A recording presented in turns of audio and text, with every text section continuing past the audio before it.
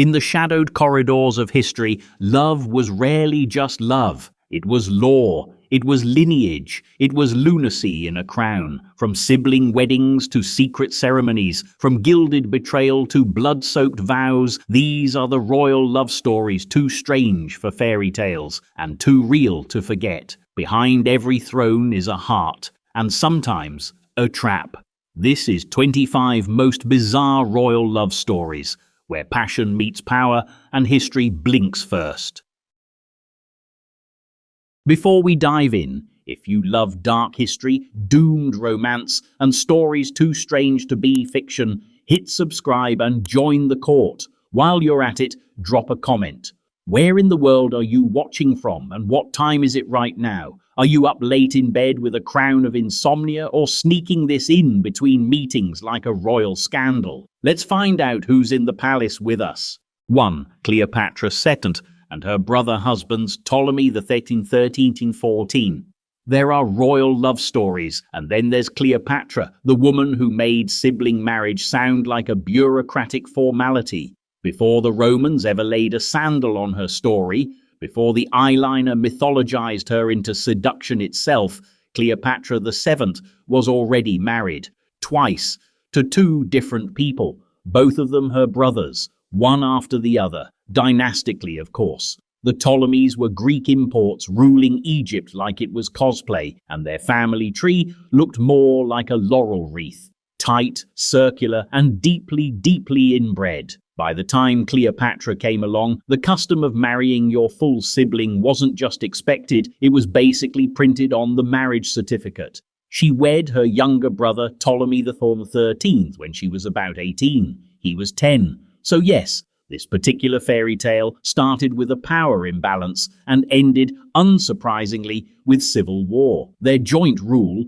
as declared in Ptolemaic custom, was more branding than reality. Cleopatra had the brains, the charisma, and more importantly, the ambition. Ptolemy the 13th had the advantage of being male and small enough to manipulate. The royal court promptly split like a particularly messy pomegranate. Cleopatra got exiled.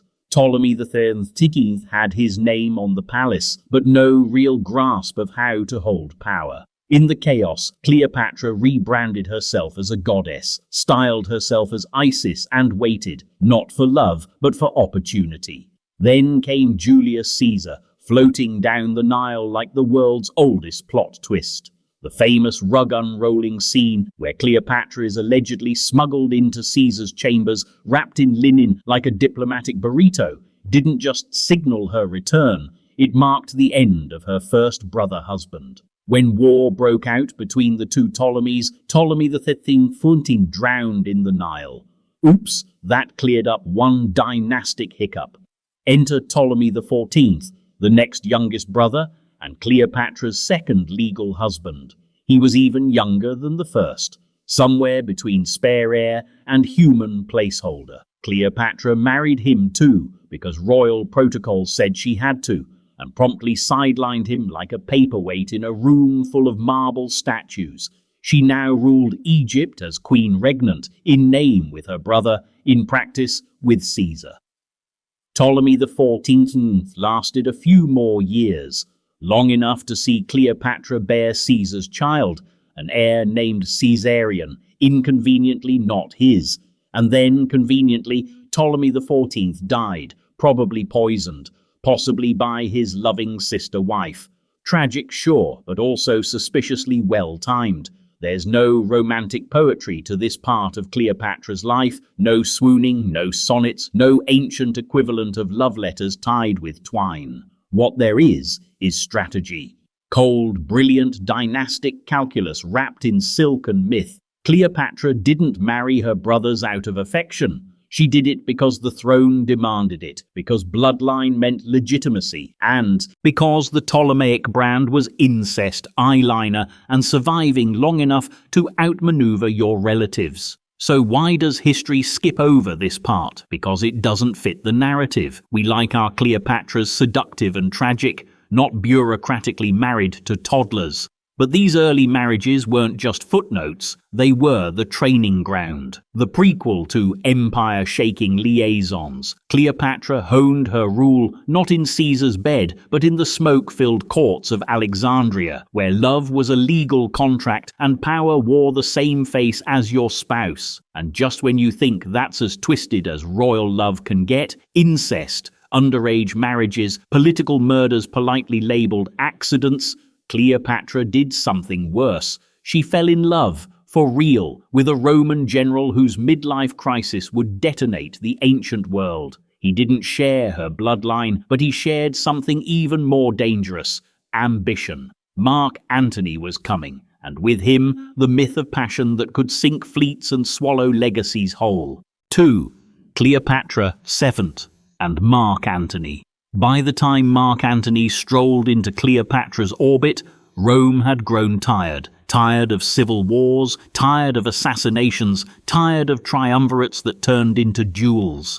Cleopatra, however, was not tired. She was 30-something, undefeated, and had already buried 2 husbands, a Roman dictator, and about half her family tree. When Antony summoned her to answer questions about her loyalty to Rome, she didn't send a scroll. She sent a floating palace. Cleopatra sailed up the Cydnus River like a goddess staging a comeback tour.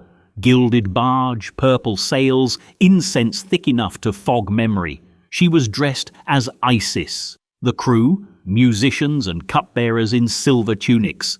Even the oars moved in rhythm, like they knew they were part of a scene that would be repainted for the next 2,000 years. Antony, famously unimpressed by most things, blinked. And that was it. But let's pause here before we fall into the perfume-scented trap. This was not a love story. Not at first. It was statecraft with better lighting. Cleopatra needed a Roman patron to secure Egypt's sovereignty. Antony needed money, ships, and a little glamour to outshine his rival, Octavian. They met in Tarsus, talked politics over banquets that probably lasted days, and agreed to collaborate. Passion followed, or at least something that history has rebranded as passion.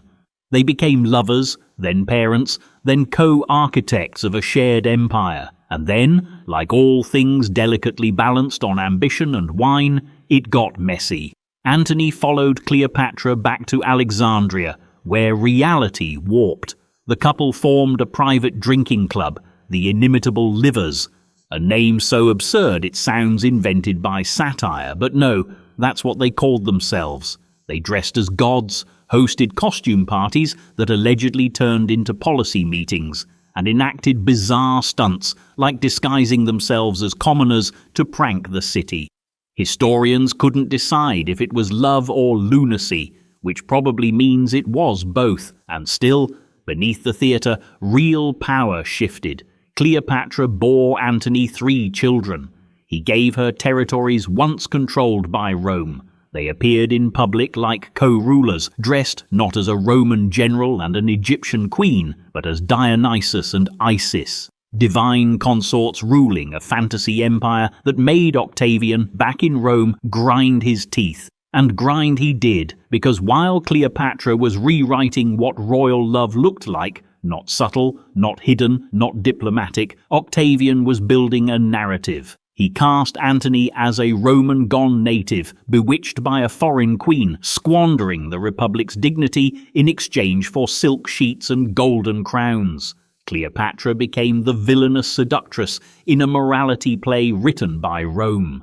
She wasn't just foreign. She was too powerful, too proud, too visible. Then came Actium, a naval disaster dressed up as a decisive battle.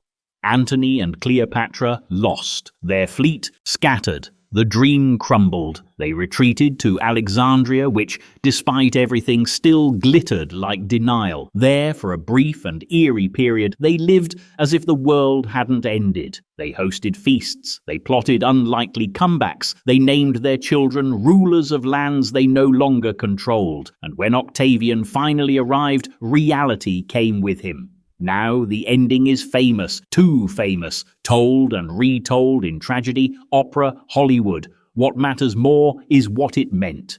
Cleopatra and Antony didn't just die, they became symbols of political romance pushed past the edge of reason. Their love was weaponized against them, turned into a cautionary tale of what happens when hearts beat louder than empires. But buried beneath the propaganda is something rarer: mutual respect. Antony treated Cleopatra not as a mistress, but as a partner. She, in turn, gave him something Rome never could: adoration without politics. And maybe that, more than anything, was unforgivable. Of course, Rome cleaned up the story, turned Cleopatra into a cautionary tale and Antony into a broken fool. But history tends to scorn love that doesn't align with power. The truth, their story didn't fail because it was too scandalous. It failed because it was too sincere. And yet, even this saga of defiance and downfall isn't the strangest love story to come out of Egypt, because centuries earlier, one of Cleopatra's ancestors perfected the art of keeping it in the family and celebrated it like a state religion. And just like that, Cleopatra traded brother for empire, and empire for a man who would burn it all down beside her. Before we follow her into the arms of Rome, quick pause. If you're still here, you belong here. Hit subscribe for more twisted history that never made your textbook. And tell me in the comments, where are you watching from and what time is it right now? Are you halfway through your midnight spiral or sipping morning coffee with Cleopatra's ghost? Either way, you're not alone. 3. Ptolemy II, Philadelphus and Arsinoe II. Before Cleopatra turned sibling marriage into strategic theatre, her ancestors had already etched the practice into royal granite. None more boldly than Ptolemy II Philadelphus, the second pharaoh of the Greek Ptolemaic dynasty in Egypt, and his sister wife Arsinoe II.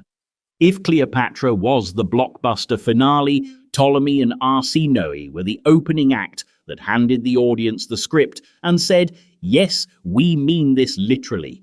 Born into a dynasty that borrowed the Egyptian throne, but kept its Greek tongue, Ptolemy II inherited not just Egypt, but an entire imperial brand. The Ptolemies believed in ruling like gods, loving like myth, and rewriting the rules of kingship so often that contradiction became tradition. It was less about love and more about control over bloodlines, legitimacy, and narrative. Enter Arsinoe II, who would become both queen and sister, widow and power broker, and eventually a divine figure in her own right. The marriage was complicated.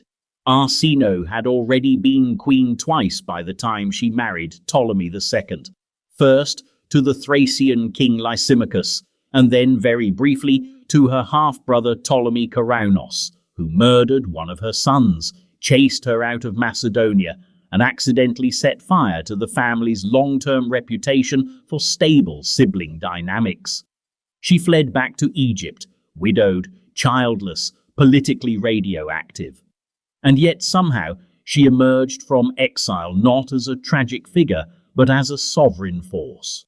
Ptolemy II was already married when she returned to a non-sibling queen named Arsinoe. Yes, another Arsinoe, because this family had about 4 names in circulation and a very casual attitude toward confusion. But within a year, Arsinoe was accused of conspiracy and exiled. Enter Arsinoe II, again, this time as queen consort and full sister to the king. And here's where the story turns baroque. Ptolemy and Arsinoe didn't just marry, they publicly celebrated the marriage. In a culture where most dynastic incest was whispered behind silken veils or explained away in metaphor, they built temples to it. They named themselves Philadelphoi, literally sibling-loving gods. Coins were minted with their profiles facing one another, eyes aligned like mirror images. Statues showed them enthroned together. Temples named them divine pairings. It wasn't a scandal, it was marketing.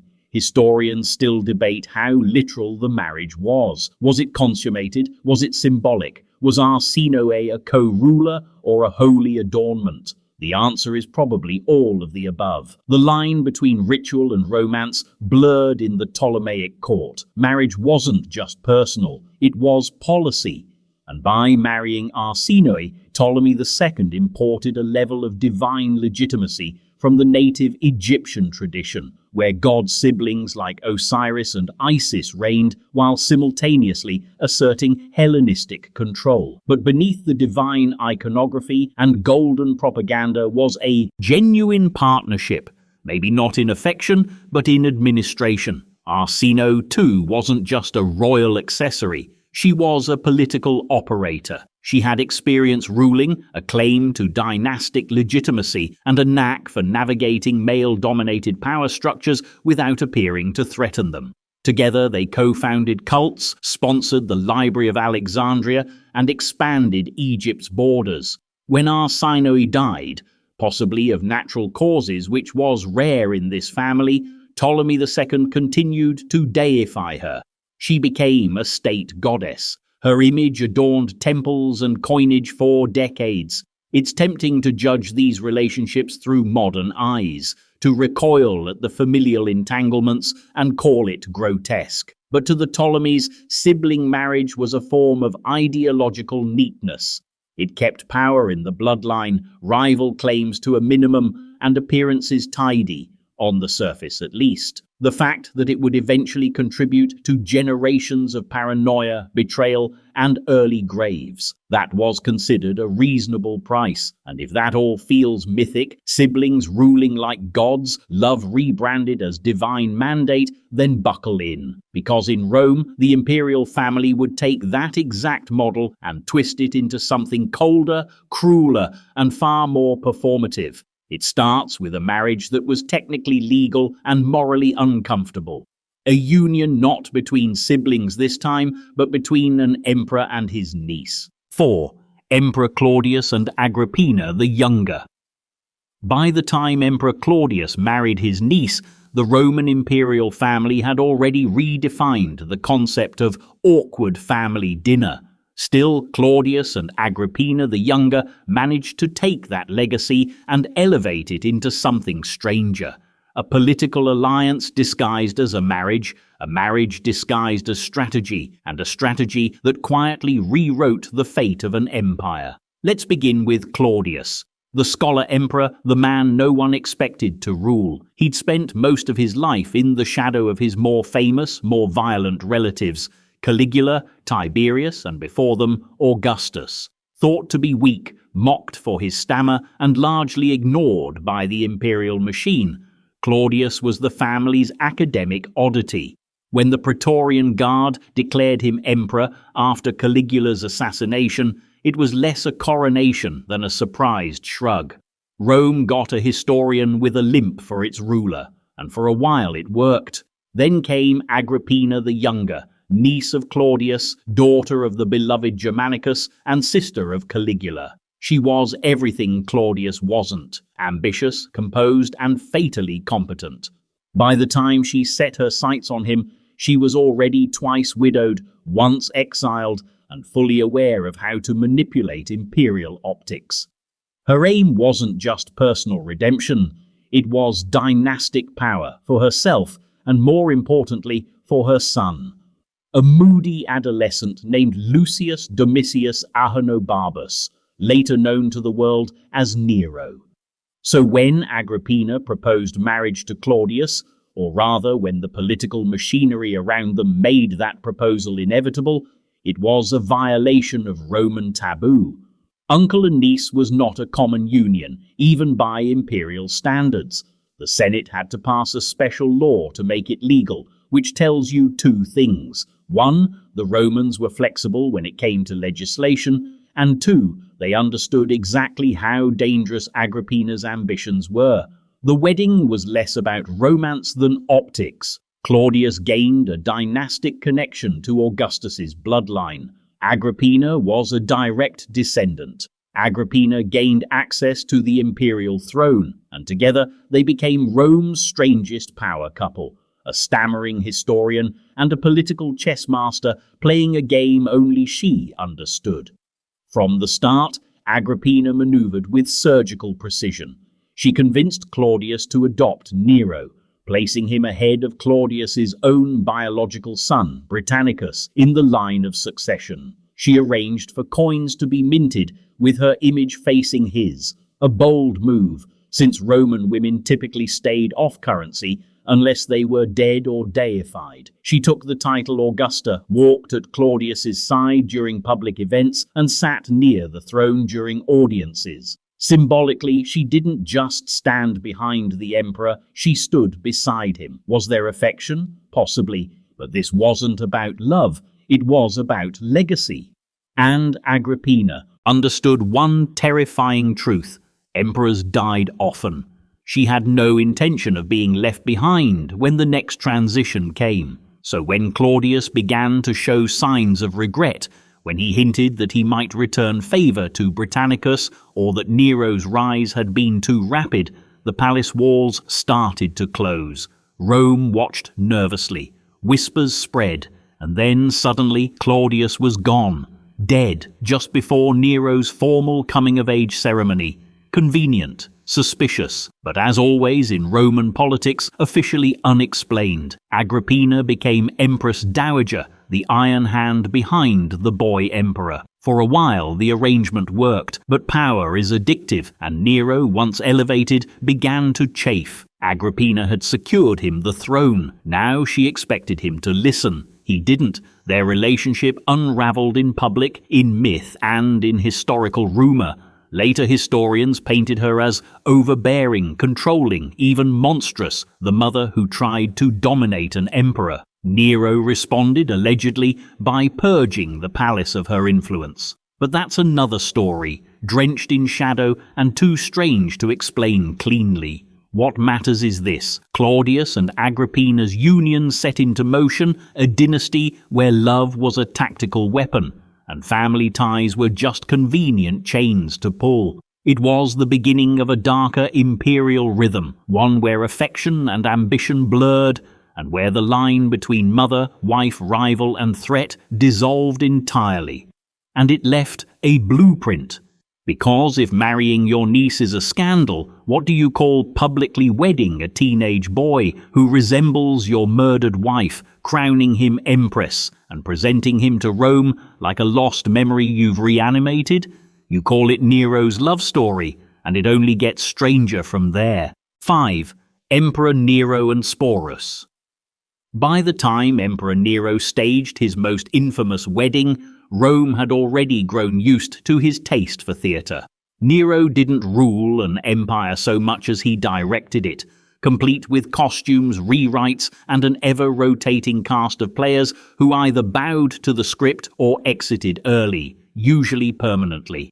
And in the middle of this tragicomedy, between arson rumours and public recitals, came Sporus, a young boy who looked too much like a ghost Nero couldn't forget. To understand this story, you first have to understand Nero's late wife, Poppaea Sabina. Regal, ambitious, and reportedly sharp-tongued, Poppaea had risen from courtesan to empress with unsettling efficiency. She understood the emotional choreography of power, when to flatter, when to retreat, when to reappear as an ideal. Nero was captivated, some say obsessed. Their relationship wasn't gentle, nor was it ordinary, but for Nero it seemed to define his idea of love, adoration mixed with dominance, desire blended with guilt. When Poppaea died under controversial circumstances, some sources hinting at a fatal outburst, others at something more tragic, Nero was reportedly inconsolable. Not in the poetic, tear-streaked way, but in the obsessive reality-warping sense that demanded a replacement. A mirror, a second chance.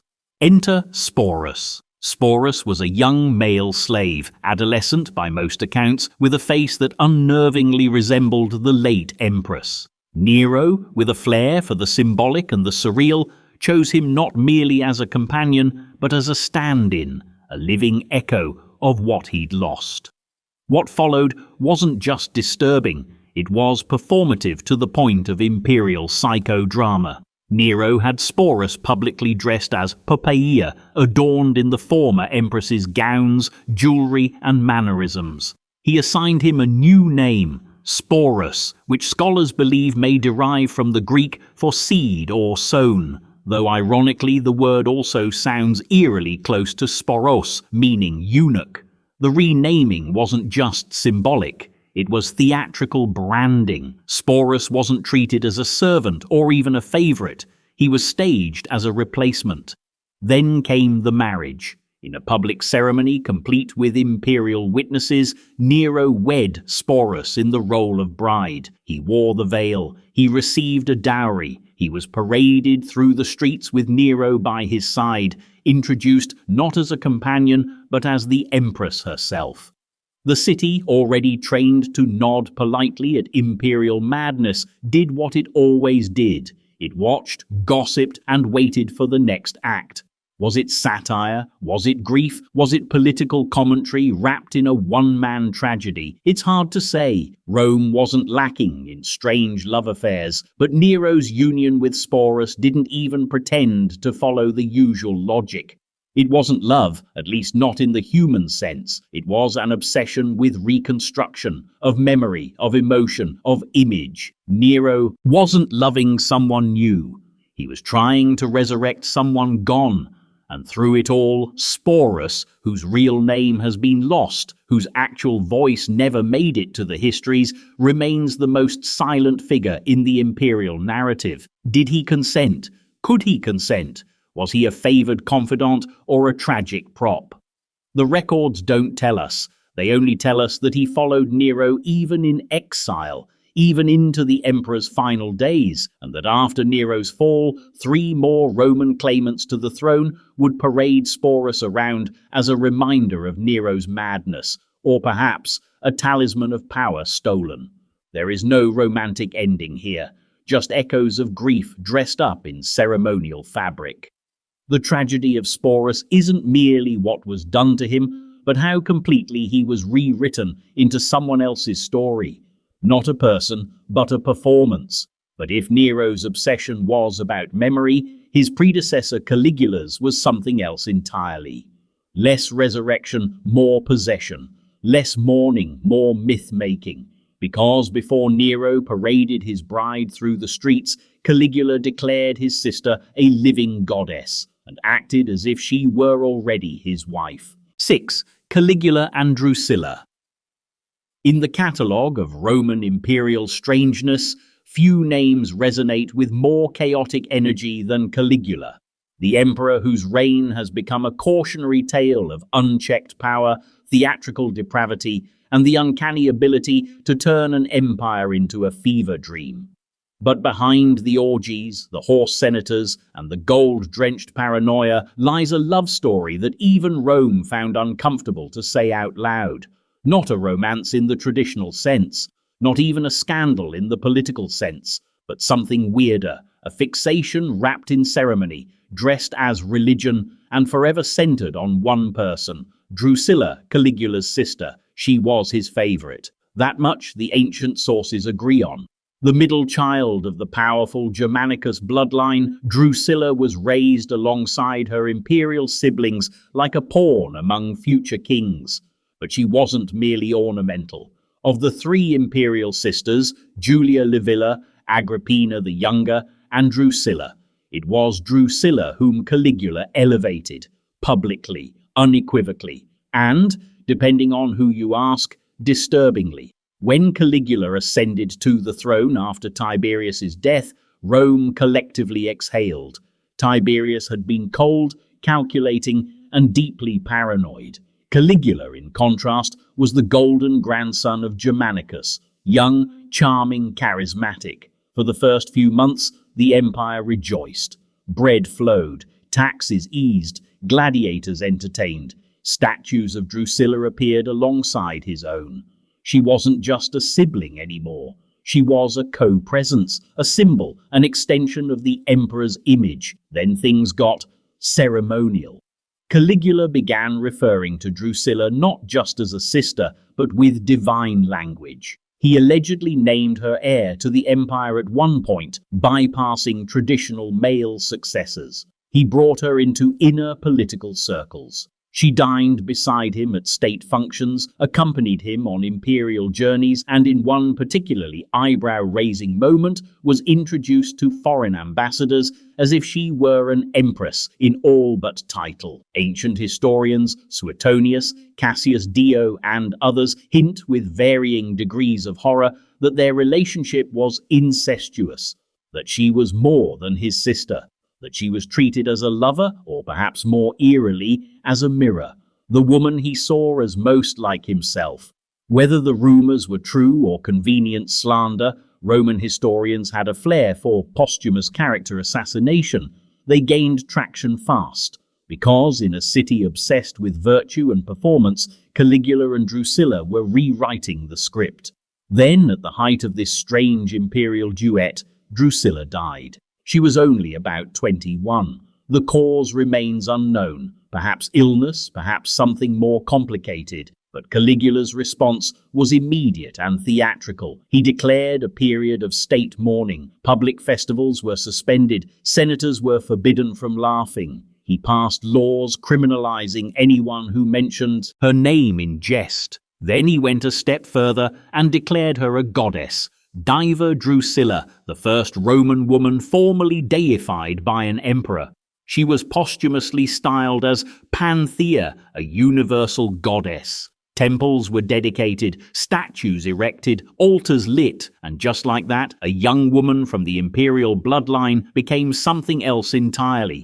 Divine, eternal, unreachable. Was it grief? Was it madness? Was it a final act of control over someone he couldn't keep? Or was it Caligula's most audacious attempt to fuse power and love into one seamless, if disturbing, mythology? No one knows. That's the problem with emperors who write their own legends. The facts melt under the heat of their theatrics. What we're left with is a portrait of obsession. A man who made his sister into a goddess, a wife, and a memory all at once. A ruler for whom reality was just another layer of performance. But if Caligula's story feels like an operatic hallucination, then what comes next is the closest thing the empire ever got to a true power couple. Not sibling lovers or mirrored obsessions, but a man and a woman who built an empire side by side. She was a courtesan. He was an emperor. Together, they rewrote law, legend, and legacy. They were Justinian and Theodora. 7. Emperor Justinian and Theodora. If imperial love stories were graded on their symmetry, complexity, and capacity to unsettle future historians, the union of Emperor Justinian and Empress Theodora would rank near the top, not because it was scandalous, though it certainly was by Byzantine standards, but because it was impossible. A man born into relative obscurity rises to absolute power. A woman born far below him, in a profession the court pretended didn't exist, becomes his equal, and not just in title, in governance, in vision, in impact. This wasn't a romance scribbled in the margins of an emperor's life, this was the centerfold, and it all began with a stage curtain. Theodora was born into the margins of Constantinople, likely the daughter of a bear trainer in the city's famed hippodrome. That's not a metaphor. Her early years were spent among actors, animal handlers, and acrobats, the permanent underclass of Roman society. She performed, she entertained, she captivated, and she learned early that attention was a kind of currency. Her reputation preceded her. Ancient historians, particularly the moralizing Procopius, painted her early life with the brush of scandal, carefully omitting nuance, stacking innuendo atop misogyny until her entire character collapses into cliché. But what matters more than how she started is how she moved, upward, steadily, through social layers that weren't designed to budge. She left Constantinople, travelled through North Africa, and returned not humbled but sharpened, a woman of speech, poise, and intelligence that imperial courtiers found difficult to dismiss.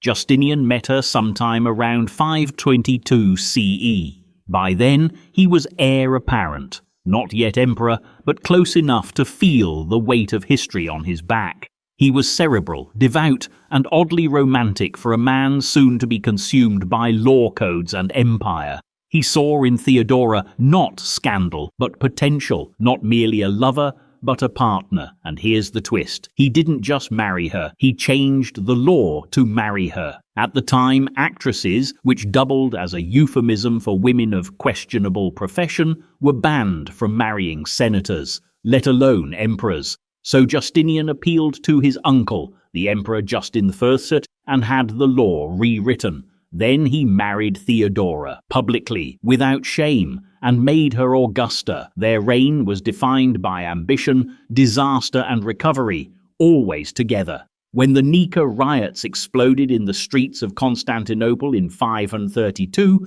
Justinian reportedly prepared to flee. Theodora stopped him. Her speech, preserved in the chronicles, is one of the sharpest political interventions in ancient history. "Royalty is a fine burial shroud," she allegedly said, refusing to abandon the throne. He stayed. The rebellion was crushed. Power, once threatened, reasserted itself with fire and calculation. And Theodora didn't vanish into palace rituals afterward. She legislated. She influenced appointments. She pushed for protections for women, including laws against forced trafficking and greater autonomy in marriage contracts. She was not a footnote. She was a co-author. Justinian adored her. When she died, years before him, he never remarried. He continued to rule, expanded the empire's borders, codified Roman law into the Corpus Juris Civilis, and built the Hagia Sophia. But her absence haunted the empire. She wasn't replaced. She was immortalized. So what makes their love story bizarre? It's not incest, not murder, not madness. It's something rarer in royal chronicles. Respect, mutual, strategic, and deeply unlikely respect. They should never have met, should never have ruled together. But they did, and in doing so, they carved their silhouettes into the heart of Byzantium. Still, for all its grandeur, their story remained rooted in political partnership. Theodora helped stabilize an empire, but in China, centuries earlier, love had destabilized one. All for the sake of a woman taken from a son, given to a father, and remembered in poetry long after armies had burned. Her name was Yang Guifei, and her beauty started a rebellion. 8. Emperor Xuanzong and Yang Guifei. For all the poetic melancholy pinned to her name, Yang Guifei was never meant to be the star of an empire-shaking tragedy. She was supposed to be ornamental, another consort in a palace that operated less like a home and more like a meticulously engineered machine of tradition, hierarchy, and subtle surveillance. And yet, against every Confucian instinct and bureaucratic safety mechanism, she became the center of an emperor's world. Not just his heart, his world, and the entire Tang dynasty would feel the tremor. The story begins with Emperor Xuanzong, the long-reigning sovereign of China's most culturally luminous dynasty. His reign began with reform and prosperity, golden age stuff. Art flourished, governance stabilized. The imperial court was elegant, restrained, and intellectually refined. It was an empire that liked its emotions muted, its rulers dignified, and its personal affairs quiet. So naturally, what followed was a melodrama involving music, manipulation, military coups, and a love story so extravagant it left the empire in literal ruins. Yang Guifei was born Yang Yuhuan, a woman of noble birth, striking beauty, and the kind of personal charm that did not go unnoticed. Her first appearance at court wasn't even as Xuanzong's consort. She was married off to his son, the Prince of Shou. That was her assigned role, respectable, peripheral, silent, but it didn't last. Not because she sought escape, but because Xuanzong saw her and promptly decided that rules were for other people. To avoid a full-blown scandal, the palace orchestrated a careful, hypocritical dance. Yang Yuhuan was taken from the prince, possibly with his cooperation, possibly not, and placed in a Taoist nunnery for a brief period of official purification. Symbolically, she was unmarried, spiritually reset, and then ceremonially introduced back into court, this time as the emperor's chosen consort. Not just any consort, the Guifei, the highest ranking among all imperial concubines. And so, what began as an awkward family reorganization became a royal obsession. Xuanzong adored her. He wrote poems. He commissioned music. He gave her gifts so lavish they made the court blush. Whole departments of state began quietly orbiting around her preferences. Her relatives were elevated to positions of absurd influence. Most famously, her cousin Yang Guozhong would become chancellor, ambitious, incompetent, and utterly dependent on her continued favor. But the emperor was not a young man, and his court had long relied on the illusion of meritocracy. As his attention shifted further from governance and deeper into the silk-screened world of Yang Guifei's private chambers, the machinery of the state began to rust. Provinces went neglected. Generals grew resentful. One in particular, An Lushan, a semi-barbarian military commander and supposed adopted son of Yang Guifei herself, amassed troops under the emperor's distracted nose. Then, in 755, the illusion shattered. An Lushan rebelled. His forces tore through the empire with speed that shocked even the most cynical administrators. The Tang court was forced to flee the capital, its golden age burning behind them. And here the love story takes its final irreversible turn. As they fled, imperial soldiers, starving, desperate, angry, demanded someone be held accountable for the collapse. They didn't name the emperor, they named her Yang Guifei, the symbol of indulgence, of favoritism, of everything that had gone soft at the heart of the empire. Historical records handle what happened next with euphemism. She was ordered to die. The emperor, powerless to refuse and too broken to resist, complied. The woman he had risked a dynasty for was taken from him, quietly, shamefully, like a mistake that needed deleting. And yet, the story didn't end there. Poets mourned her for centuries. Most famously, in Bai Juyi's epic The Song of Everlasting Regret, she became more than a consort. She became an archetype, a ghost of lost beauty, lost empire, lost love.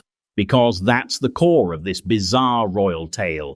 Not just that an emperor took his son's wife, but that he lost everything in the process. His city, his court, his beloved, and most damning of all, his myth of control. Still, if that love story was tragic, the next one is downright operatic. A queen who married her cousin, watched him die mysteriously, and then wed the man accused of his murder, all in the span of weeks. Her name was Mary, Queen of Scots, and her heart was either cursed or catastrophically misaligned. 9. Mary, Queen of Scots, and Lord Darnley, then Earl Bothwell. Few figures in royal history seem to have stumbled so often and so dramatically through love as Mary, Queen of Scots. By the time she was 25, she had married 3 times, buried 2 husbands, been imprisoned, forced to abdicate, and fled her own country, all while remaining impossibly both a romantic symbol and a political cautionary tale. But it's her second and third marriages, packed so tightly together you could mistake them for a scandal sandwich that belongs squarely in the pantheon of royal love stories gone spectacularly off script. Let's set the stage. Mid-16th century Scotland. The weather is grim, the politics are grimmer. Mary, newly returned from France after the death of her first husband, the young and tragically sickly King Francis II, steps into the fog of Scottish factionalism. A Catholic queen in a Protestant-dominated country, a foreign-educated monarch in a land that's barely finished its last bar brawl, Mary begins her reign already outnumbered. But she is young, educated, magnetic, and, perhaps most fatally, idealistic. Enter Henry Stuart, Lord Darnley, her first cousin. Handsome, tall, and descended from both the Scottish and English royal lines, Darnley seemed like a perfect political match. The bloodlines aligned, the court whispered approval. Even Mary, ever romantic, appeared genuinely taken with him. Their marriage in 1565 was the closest thing to a fairy tale Mary ever got, brief, glamorous, and doomed from the second act onward. Because Darnley, as it turned out, was not just vain and entitled, he was spectacularly unfit for power. He wanted the crown matrimonial, essentially co-rulership. Mary refused. He sulked, then schemed, then surrounded himself with disgruntled nobles. Then, in what may be the worst date night in royal history, he stormed into Mary's private quarters with a gang of armed men and murdered her secretary, David Rizzio, in front of her while she was pregnant. Not exactly the foundations of a long-lasting marriage, the reconciliation that followed was brief and performative. Darnley had alienated nearly everyone. Mary, now a mother, had a son, James, the future king of both Scotland and England, but no patience left for her increasingly erratic husband. She moved him out of the palace. He took up residence in a lonely house on the outskirts of Edinburgh, and then, in early 1567, it exploded. Literally. Kirkhoe Field was blown to pieces. Darnley's body was found in the garden, curiously unburned but conveniently dead. Murder? Almost certainly. Accident? Not even close. The prime suspect?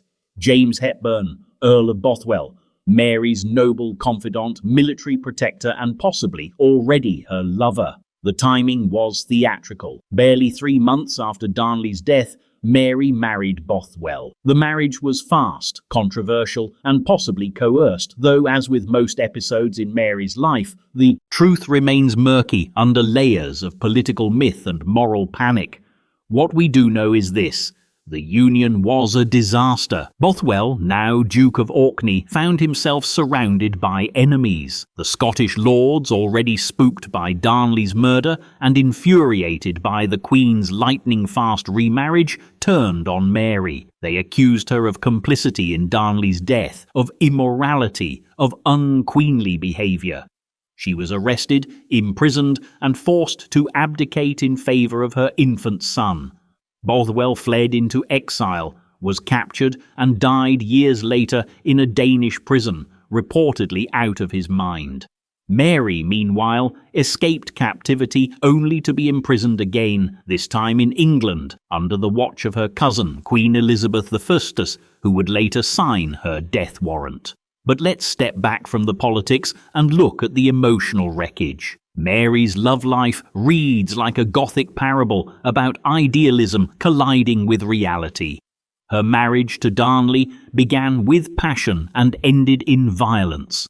Her union with Bothwell, perhaps born of desperation, finished in public disgrace. And yet, through it all, Mary continued to be seen not just as a queen, but as a tragic heroine, beloved, betrayed, and ultimately undone by the very feelings that should have humanized her. And if Mary's story is one of too much feeling in a world too brittle to bear it, the next royal romance was the opposite: cold, calculated, and historic in its fallout. One man's obsession with a woman shattered a church, ignited a cultural revolution, and ended on a scaffold. His name was Henry VIII, and her name was Anne Boleyn. 10. Henry VIII and Anne Boleyn. There are royal love stories that feel tragic, others that feel ridiculous. Then there's the story of Henry VIII and Anne Boleyn, a romance so politically catastrophic it cracked the religious spine of Western Europe, bankrupted friendships, burned bridges and monasteries alike, and left a trail of dead advisors, disgraced queens, and one very unfortunate marriage counsellor named Thomas More. All this not for love exactly, but for a man's obsession with legacy and a woman's refusal to play second to anyone. Let's not romanticize it. Henry didn't fall in love with Anne Boleyn because she was the most beautiful woman at court. She wasn't. In fact, contemporary accounts vary wildly. Some called her elegant. Others said she had a sixth finger, a protruding tooth, or bewitching eyes, which in Tudor speak usually meant she looked at people directly. What she did have, however, was presence. Anne was witty, sharp, and dangerously well-educated, fluent in French, politically aware. She knew how to dance, argue and disappear when it suited her, and most importantly, she knew how to say no. That's what caught Henry, not her submission, her resistance. Anne had seen what happened to women who gave in too easily. Her sister Mary Boleyn had been Henry's mistress years earlier, and once he was finished, she was quietly pushed aside with a minor pension and even less respect. Anne wasn't about to become a footnote in her own life. When Henry began to pursue her, she refused, politely at first. Then with more edge, she wouldn't be his mistress. If he wanted her, she said, he'd have to marry her, and here's where things spiral into international crisis. Henry was, of course, already married to Catherine of Aragon, the Spanish princess he had wed decades earlier, and who had failed to provide him with a living male heir. That failure, while biologically not entirely her fault, gnawed at Henry's psyche like a constitutional crisis with a ticking clock. With Catherine aging and their only surviving child a daughter, Mary, Henry saw in Anne not just a woman, but a solution. The problem? Divorce wasn't a casual matter in 16th century Catholic Europe. The Pope had already granted Henry a dispensation to marry Catherine in the first place. She had been his brother's widow. Undoing that would have meant undoing a papal decision. And the Pope, caught in the political orbit of Catherine's powerful nephew, the Holy Roman Emperor, wasn't inclined to play along. So Henry improvised. He declared himself head of a new church, the Church of England. He broke with Rome, dissolved monasteries, seized church property, executed anyone who publicly disagreed with him, including his former Chancellor, Sir Thomas More. And through it all, Anne rose. She was crowned queen in 1533, heavily pregnant with what was supposed to be the long-awaited male heir. It was a girl, Elizabeth. Henry was disappointed but not yet furious. Anne, after all, was still young. There was time, but the pressure built. Miscarriages followed. Political enemies circled. Anne had ascended by refusing to yield, and now, as queen, her sharpness turned into a liability. She alienated the conservative factions at court. Catherine's supporters loathed her. The people called her the concubine. And worst of all, she couldn't deliver the son Henry believed God owed him. By 1536, the ground beneath her had cracked. Henry's eye had wandered, this time to Jane Seymour, a softer, more pliant court lady. Suddenly, Anne's independence looked less like charm and more like insubordination. Charges were brought against her. Adultery, incest, treason, absurd, grotesque, almost theatrical in their implausibility. 5 men were accused alongside her, including her own brother. The trial was a formality. The execution was inevitable. Anne died swiftly, with dignity, but her real legacy lived on, not in the child Henry had wanted, but in the daughter he tried to forget. Elizabeth I would one day become one of the greatest monarchs in English history. A queen who never married, never bowed, and never allowed herself to be defined by anyone else's legacy, least of all her father's. And yet, if Henry's love story ended with a beheading, the next one barely began before it was buried. It was secret, illegal, and bound by religion, not in the spiritual sense, but in the bureaucratic, papal approval denied sense. A prince, a Catholic widow, and a promise that nearly destroyed them both. His name was George IV. Hers was Maria Fitzherbert. 11. George IV and Maria Fitzherbert. In the annals of royal love stories, few are as frustratingly unresolved or as legally ambiguous as that of George IV and Maria Fitzherbert. It's not a tale of murder or empire, of siblings or scheming. It's something quieter, more painfully human. A love that was too scandalous to be acknowledged, too binding to be forgotten, and ultimately too inconvenient to survive the paperwork. Let's start with George, back when he was still the Prince of Wales, a man not yet crushed under the ceremonial weight of the crown. He was everything the British public feared in a future king: extravagant, impulsive, petulant, and perpetually broke. He was also, by the standards of 18th century royalty, dangerously sentimental. Where other princes saw marriage as duty, alliance, or burden, George saw it as theatre, preferably tragic. Enter Maria Fitzherbert, a twice-widowed Catholic commoner with grace, wealth, and the one thing George could not seem to resist: total disinterest in his nonsense. She was older, elegant, emotionally composed, and by all legal standards, a social impossibility. Not only was she not of royal blood, but she was Catholic, which made her ineligible for marriage to the heir to the throne under the Royal Marriages Act of 1772 and the Act of Settlement of 1701. Both laws clearly stated that any marriage to a Catholic would render the royal ineligible for succession, which in theory should have ended the conversation. Instead, it ignited it. George fell in love, or claimed he did, with the full histrionic force of a man whose concept of affection came with chandeliers and unpaid debts. He pursued Maria relentlessly. She refused repeatedly, not out of disdain, but realism. She understood the stakes. He didn't. Eventually, when declarations of passion failed, George attempted the oldest trick in the melodramatic handbook. He threatened to die. According to court gossip, he sent Maria a miniature portrait of himself, bloodied with a knife by his side. Real or staged, it worked. Maria agreed to a secret, illegal marriage. On December 15, 1785, in a quiet chapel with a handful of witnesses sworn to silence, the Prince of Wales married Maria Fitzherbert. No fanfare, no public celebration, no legal standing, and therein lay the rub. It didn't count. Not legally, not constitutionally, but for George, at least for a time, it was real. He referred to Maria as his wife, wore a locket with her portrait, and hosted her at his private residences. She, in turn, considered herself married in the eyes of God, if not Parliament. But Parliament, it turned out, had the final word. As George's debts mounted, spectacular, embarrassing, and national in scale, Parliament offered a solution. The state would pay them off if he agreed to marry someone appropriate.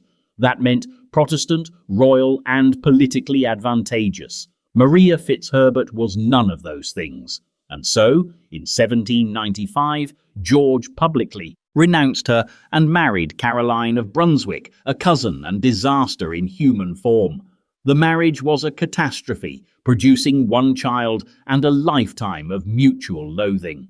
George's heart never returned to it, nor, some say, did it fully leave Maria. But they did not reconcile, at least not officially. Maria refused to be used as leverage, decoration, or consolation prize. Her dignity, if not her title, remained intact. George would go on to become Prince Regent, then King George IV, a monarch defined less by policy than by drama, spectacle, and slow decline. After George's death in 1830, it was revealed he had kept Maria's letters locked away. Some were destroyed, others were returned, and among his personal effects was the miniature of her, the same one he had sent her decades earlier, red velvet fading with age. So what was it really? Love? Performance? A royal fantasy that couldn't survive the architecture of monarchy? Perhaps all three, because theirs wasn't a love forbidden by blood or scandal. It was forbidden by legislation. A marriage that existed legally null and emotionally permanent. Not recognized in history books, yet impossible to erase from the footnotes. And if George's love burned quietly behind closed doors, the next royal affair did the exact opposite. It lit up headlines, toppled a king, and made the whole monarchy blink. A reigning sovereign, a twice-divorced American, and a kiss that brought down the crown. Edward VIII and Wallis Simpson were coming, and this time, love didn't just break the rules, it abdicated. 12. Edward VIII and Wallis Simpson. When royal love stories veer off course, they usually end in scandal, exile, or an awkward footnote. But Edward VIII and Wallis Simpson didn't just veer, they detonated. This was not a quiet affair brushed under brocade, nor a youthful indiscretion hushed by courtiers. This was a full-blown constitutional crisis wrapped in pearls, press clippings, and transatlantic rumors. It was the kind of love story that didn't just scandalize a nation, it changed the monarchy forever. Edward, the eldest son of George V, had been raised for one purpose: to wear the crown. From birth, every inch of his public life was scripted, staged, and scrutinized. He was charming, good-looking, and deeply bored by the job. Royal duties, ceremonial stiff collars, the endless politeness of monarchy, none of it suited him. What he wanted, desperately and openly, was something the monarchy wasn't built to accommodate: emotion. Enter Wallis Simpson. Wallis was everything a royal bride was not supposed to be. American, divorced twice. Stylish, sharp-tongued, and famously unimpressed by titles, she moved through social circles like a scalpel, cutting, incisive, impossible to ignore. She wasn't born into royalty, but she understood power, and more importantly, she understood Edward. Where others pandered, she pushed back. Where others bowed, she rolled her eyes. For a man tired of being revered, that irreverence was intoxicating. By the early 1930s, Edward and Wallis were inseparable. She became the sun around which his world rotated. Letters, trips, late-night phone calls. The British press, kept on a short leash by the palace, largely stayed silent. But abroad, especially in American and European tabloids, the story was well underway. The Prince of Wales was romantically entangled with a twice-divorced American woman, and no one in power seemed able to talk him down. Then, in 1936, King George V died. Edward became King Edward VIII, and Wallis went from companion to national crisis. As king, Edward was expected to marry someone acceptable. Royal, Protestant, uncontroversial. Wallis was none of those things. The Church of England, of which the monarch was supreme governor, explicitly forbade the remarriage of divorced persons while their ex-spouses were still living. Wallis had 2 living ex-husbands. The establishment panicked. The Archbishop of Canterbury objected. The Prime Minister objected. Most of the British public, once they caught wind of it, were bewildered. The monarchy wasn't supposed to be romantic. It was supposed to be stable. But Edward, in a move that stunned everyone from Parliament to palace servants, refused to back down. He proposed a compromise, a morganatic marriage, in which Wallis would be his wife but not queen. The government said no. The crown could not afford to bend, not for love, not for anyone. Faced with an impossible choice, Edward chose. On December 11, 1936, he abdicated. The speech is still iconic. I have found it impossible to carry the heavy burden of responsibility without the help and support of the woman I love. In that moment, he ceased to be king. He became the Duke of Windsor. His younger brother Albert reluctantly took the throne as George VI, and the House of Windsor entered its modern era. Edward left for France. Wallis, in true diplomatic fashion, delayed their wedding until after her divorce was finalized, timed meticulously to avoid further damage. They married in 1937 in a small ceremony in the Loire Valley. No royal family members attended. What followed was a life in elegant exile, parties, interviews, expensive suits and slow disinvitations. Wallis was never granted the style of Her Royal Highness, a petty snub that stung more than she let on. The couple remained together until Edward's death in 1972, devoted, some say, but also isolated, politically sidelined, and permanently out of sync with the institution that could never quite forgive them. Was it love? Certainly. Was it wise? Not even remotely, but it was undeniable. In choosing Wallis, Edward gave up a throne, a title, and a country. He gained a life lived mostly in the past tense. And yet, if Edward's abdication felt like a personal rebellion, the next royal romance felt like a shared escape plan. A prince with too much pressure, a teenage baroness with no way out. Their love didn't just defy their dynasties, it ended in an elegant, chilling mystery that haunts Austrian history to this day. They called it mireling. and it belonged to Crown Prince Rudolph and Mary Vetsera. 13. Crown Prince Rudolph and Mary Vetsera. It started like a romantic dream. A dashing heir to the Austro-Hungarian throne, young, brilliant, tormented. A teenage baroness, beautiful, aristocratic, and helplessly infatuated. But the story of Crown Prince Rudolph and Baroness Mary Vetsera is not a fairy tale. It's a locked-room mystery in a hunting lodge, wrapped in velvet secrecy, political tension, and the cold breath of empire collapsing beneath its own illusions. Rudolph, the only son of Emperor Franz Joseph I and Empress Elizabeth, Sisi, was born into a world already half frozen in tradition.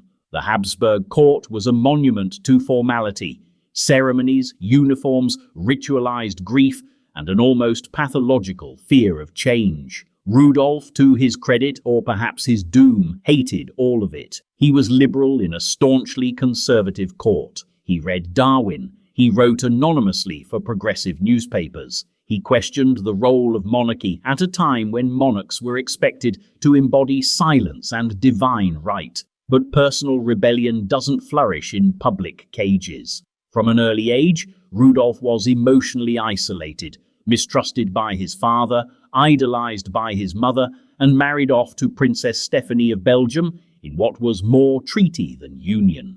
The marriage, while politically sound, was emotionally arid. Rudolph, frustrated and disillusioned, sought comfort elsewhere, and then, in 1888, he met Mary Vetsera. Mary was 17, Rudolph was 30. Their first interactions were cloaked in the theatre of Viennese society, waltzes, whispered letters, cloistered glances across salons. She was young, romantic, and possibly in awe of his melancholy. He was older, charismatic, and possibly in awe of her youth. But more than anything, what they shared was detachment from the expectations around them, from the institutions that defined them, from the people who presumed to arrange their futures.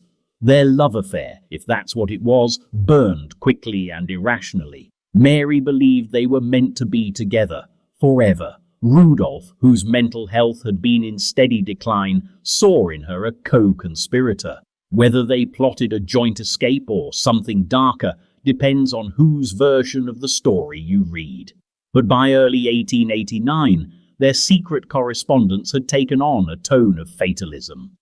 On January 29, 1889, they travelled to Meierling, a remote imperial hunting lodge tucked in the Vienna woods.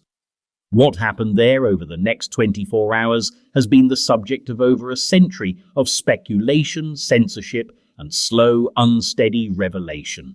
All we know for certain is this. On the morning of January the 30th, both Rudolph and Mary were found dead in the lodge. The scene was quiet. The story immediately was chaos. The imperial court scrambled to contain the scandal. First, they claimed Rudolph had died of a heart attack, then of poisoning. Mary's body was quietly smuggled away, buried in secret, while official statements grew more implausible by the hour.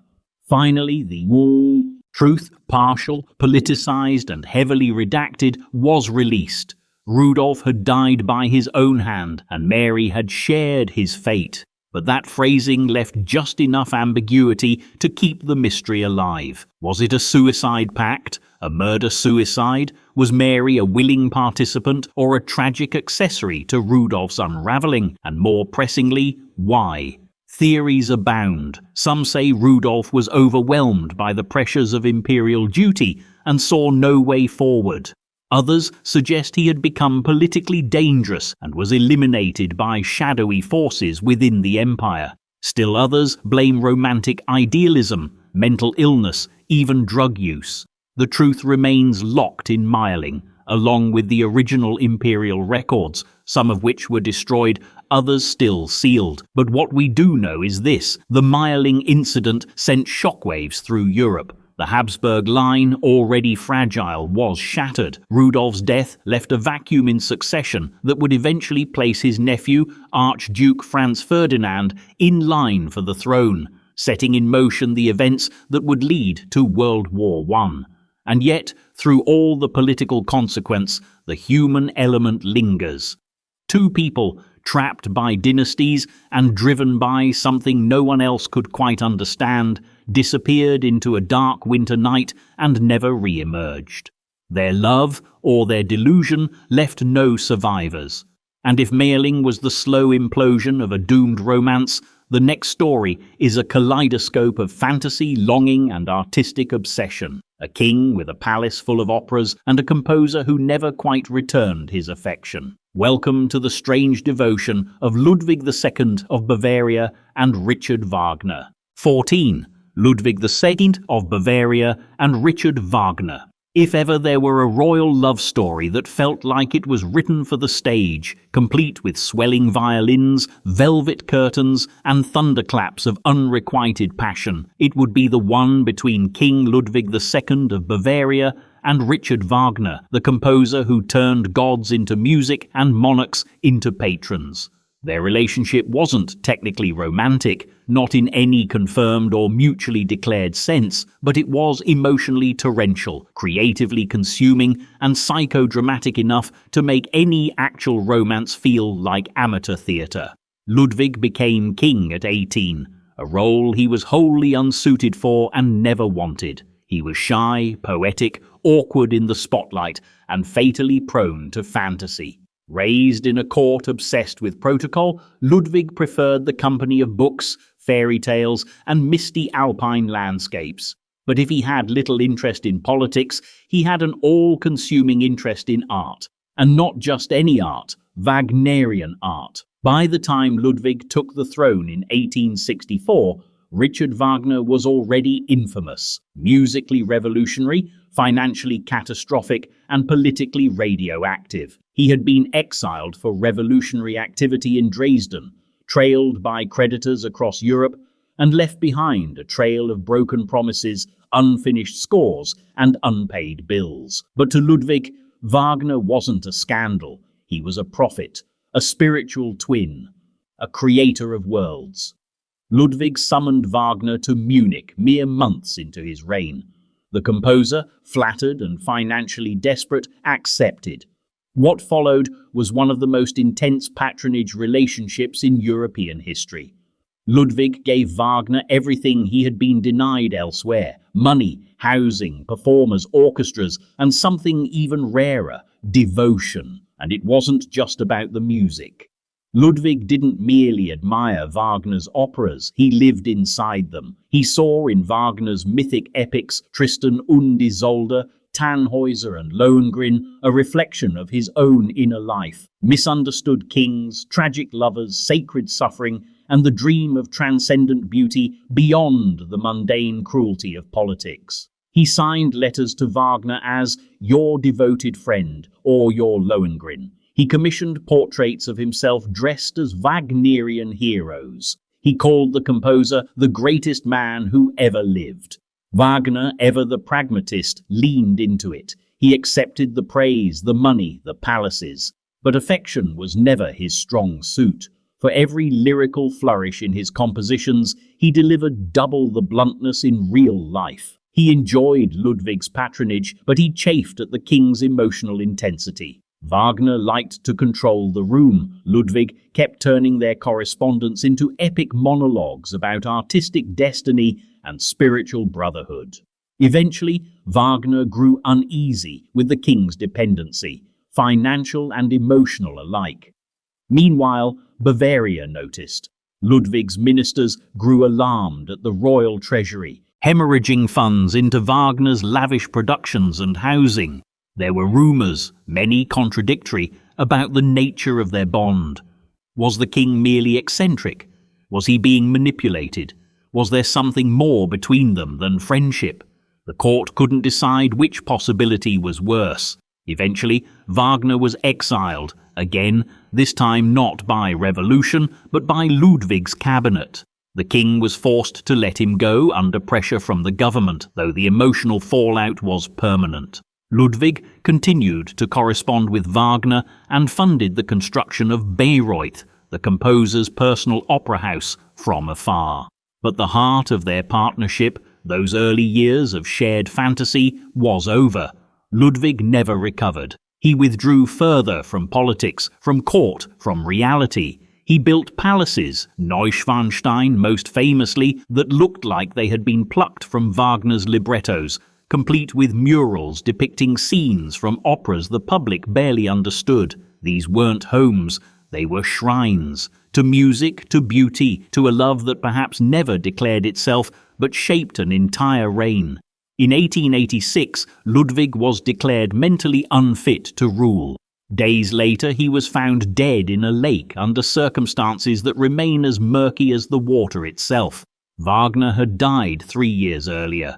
The curtain fell on both men with no final aria. What was it then? Love? Projection? Artistic obsession? Maybe all three. But while Ludwig tried to sculpt his soul in marble and melody, another royal took a different approach. He elevated a woman from slavery to sovereignty and made her not just a wife, but a political equal. Her name was Hürrem, also known as Roxolana, and her love story with Sultan Suleiman the Magnificent would alter the course of the Ottoman Empire. 15. Sultan Suleiman wore an Hürrem, Roxolana. In the long and brutal history of empires, royal consorts were usually ornamental, seen, seldom heard, and almost never allowed to influence matters of state. Then came Hürrem, better known in the West as Roxolana, a woman whose journey from captive concubine to queen of the Ottoman Empire didn't just redefine the role of a sultan's consort. It disrupted centuries of courtly tradition, inspired poetry and paranoia alike, and forced an empire to adjust to the most dangerous variable in politics: genuine affection. Her real name is unknown. She was likely born in what is now Ukraine, captured during a raid by Crimean Tatars sometime in the early 16th century, and sold into the Ottoman slave system. This was not unusual. The imperial harem, for all its opulence, functioned as a finely tuned political institution that trafficked in power and beauty with equal indifference. Women entered as property, were trained in the arts of music, literature, language, and decorum, and if they were lucky or clever, might rise to the rank of consort to the Sultan. But rising beyond that was unheard of. Until Hürrem, she entered the harem of Suleiman I, the longest reigning and arguably most powerful sultan in Ottoman history, sometime around 1520. At the time, Suleiman was consolidating his empire, reforming law codes, and expanding Ottoman influence across Europe, the Middle East, and North Africa.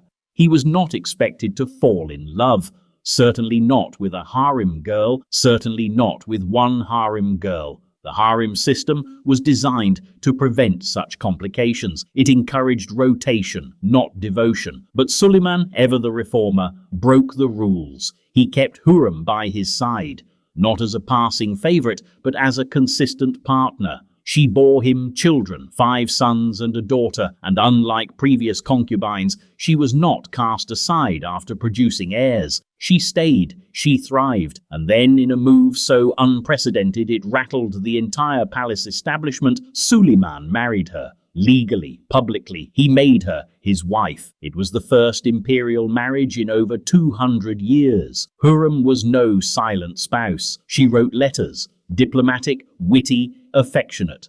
In one now famous letter, she addressed Suleiman as "My Sultan, my very soul, my one and only love," and signed it as "Your miserable, your desolate, your sorrowful slave." It was romantic language, yes, but wrapped in irony.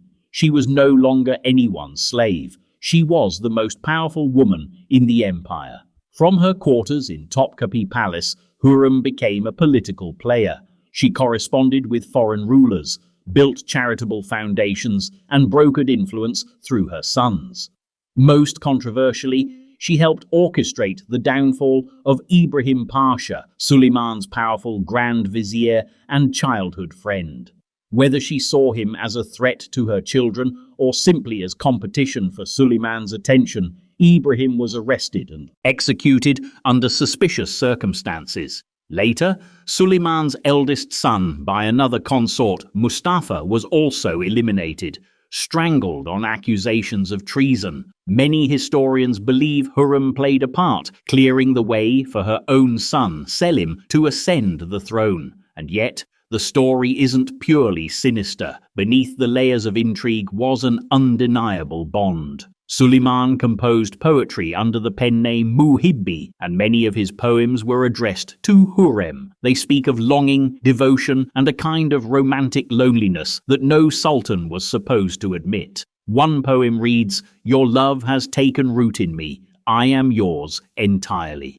When Hürrem died in 1558, Suleiman built her a grand mausoleum beside his own future tomb, unusual for a sultan's wife. Even in death, he refused to part from her. So was it love, ambition, mutual manipulation? Probably all of the above. What's clear is that their relationship permanently altered the power structure of the Ottoman court. Hürrem wasn't just a wife, she was a prototype for the Sultanate of Women, a century-long era where imperial wives and mothers shaped the empire from behind the veils of the harem. And if Hürrem carved her memory in stone and policy, the next royal love left its mark in marble, literally. A wife beloved in life, mourned in death, and immortalized in one of the world's most famous monuments. Her name was Mumtaz Mahal, and the man who loved her built the Taj Mahal as her grave. 16. Shah Jahan and Mumtaz Mahal. Some royal love stories are remembered for their passion, others for their power, but the story of Shah Jahan and Mumtaz Mahal is remembered for its monument. Not the metaphorical kind, the actual stone and marble kind, visible from space and flooded with tourists. The Taj Mahal is so iconically romantic that it's become shorthand for everlasting love, the architectural equivalent of a love letter chiseled into history. But behind its gleaming white domes and poetic grandeur is a relationship far more human and far more complicated than the tourist brochures would ever admit. Before she became the most famous corpse in India, Mumtaz Mahal was born Arjumand Banu Begum, the niece of Empress Nur Jahan and a member of the Persian nobility that dominated the Mughal court. She met Prince Khurram, the future Shah Jahan, when she was just 14. By all accounts, he was immediately drawn to her, not just for her beauty, which was often described in predictably florid Mughal terms, but for her intellect, her grace, and her calm amid the chaos of court life. They were married 5 years later in 1612, but unlike most royal unions, this one didn't disappear into the fog of diplomatic obligation.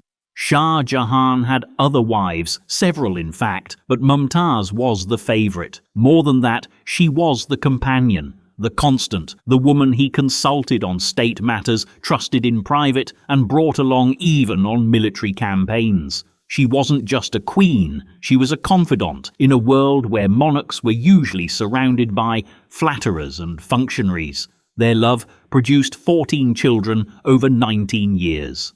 That detail is often thrown around as a sign of their closeness, though it also reads like a warning label for any would-be romantics.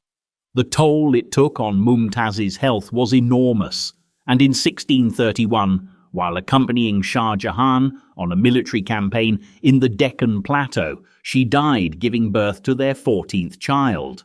What followed was less a mourning period and more a historical rupture. Shah Jahan, devastated, reportedly secluded himself for over a year.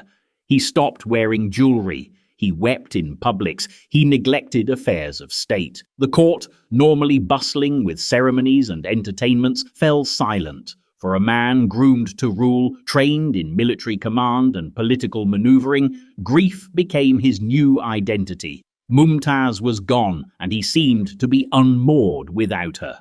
But even grief in the hands of a Mughal emperor becomes a construction project. Within months, plans were underway for a mausoleum that would eclipse all others. A tomb not just for Mumtaz, but for the very concept of love itself. Over 20,000 workers labored for more than 2 decades to build the Taj Mahal.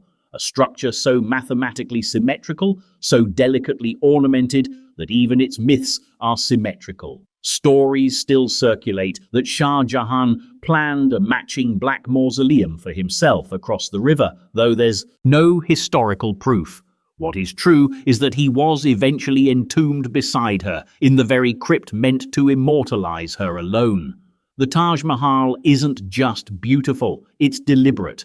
Every tile, every carving, every garden path is an argument in marble. It says, this woman mattered. She was not disposable. She was not replaceable. She was not just another consort in a world where wives were currency and grief was ceremonial. She was the exception. And yet, even the most extravagant devotion can't escape politics. Shah Jahan's obsession with legacy left the empire vulnerable.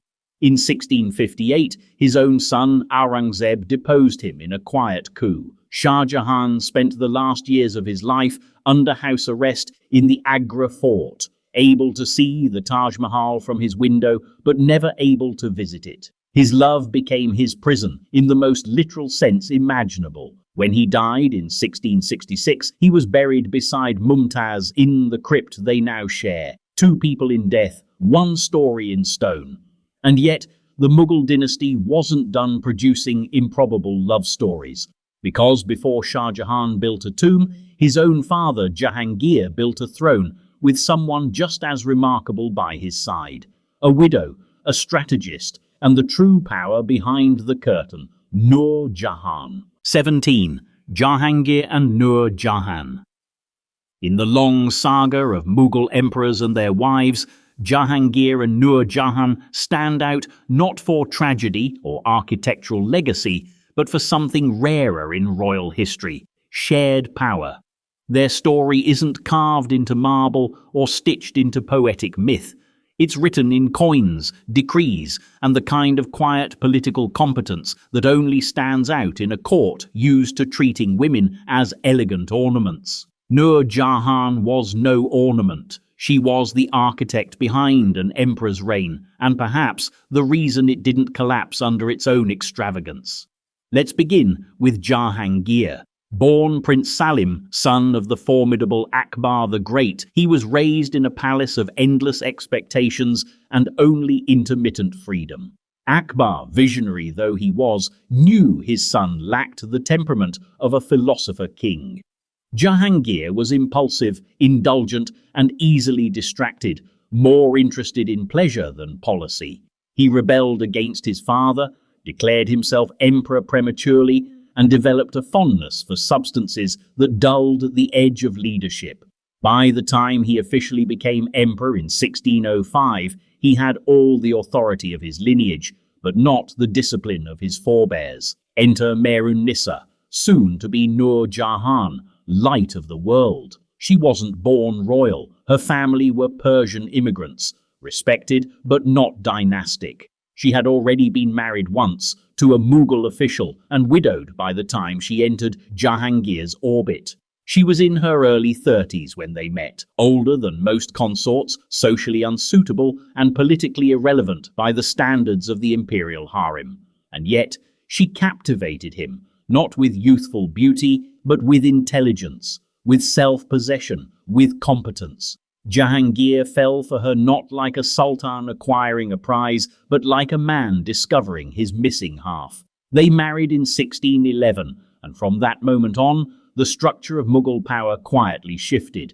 Nur Jahan didn't just gain a title, she gained agency. She began appearing beside Jahangir in official audiences. She co-signed royal orders. She issued imperial firmans, decrees, under her own seal. Coins were minted bearing her name, a radical gesture for any empress, let alone one who had not been born into royalty. Some historians have suggested that during Jahangir's more distracted years, when illness or indulgence pulled him away from court, Nur Jahan ruled in his stead, and not from behind a curtain either. She negotiated alliances, oversaw military appointments, and managed court factions with strategic precision. She wasn't merely influential, she was in charge. Her power extended beyond governance. Nur Jahan reshaped imperial fashion, architecture, and garden design. She supported women's education, expanded the rights of widows, and even participated in tiger hunts, defying every gendered expectation of the time. She wasn't simply a queen, she was a brand, and one the empire quickly learned to respect. Of course, not everyone was pleased. Court rivals, particularly those aligned with Jahangir's sons, viewed Nur Jahan's authority as unnatural, dangerous, even treasonous. The succession crisis that followed Jahangir's reign was shaped in part by Nur Jahan's enemies. When Jahangir died in 1627, she lost her political foothold almost immediately. Her chosen stepson lost the succession struggle, and Shah Jahan, her stepson by another mother, ascended the throne. He allowed Nur Jahan to live out her days in relative peace, though stripped of power. She retired to Lahore, where she spent the remaining 18 years of her life quietly, designing gardens, supporting charitable projects, and perhaps reflecting on a reign that had never been hers, officially, but had carried her fingerprints nonetheless. She was buried in a modest tomb beside her first husband, not the emperor she helped rule beside. History, in its usual way, downplayed her influence for centuries. But the paper trail remains. The coins, the decrees, the administrative reforms, the court memoirs, grudgingly impressed. And through it all, her story whispers something rarely said in royal love tales. Sometimes love isn't just a feeling, it's a function of trust. Jahangir, flawed and distracted, handed the empire to the one person who never asked for it, and she held it together as long as she could. If Nur Jahan ruled from the shadows, the next royal woman clawed her way out of them. She didn't come from a noble family. She didn't even speak Russian, but she would become the wife of Peter the Great, the empress of all Russia, and the survivor of a court that didn't think she belonged. Her name was Catherine I, and her love story began with a battlefield and a miracle. 18. Peter the Great and Catherine. In most royal love stories, the consort is born into some degree of privilege, groomed, if not for greatness, at least for proximity to it. But Catherine Vase of Russia wasn't born a princess. She wasn't even born Russian. Her real name wasn't Catherine, and no one is entirely sure when or where she was born.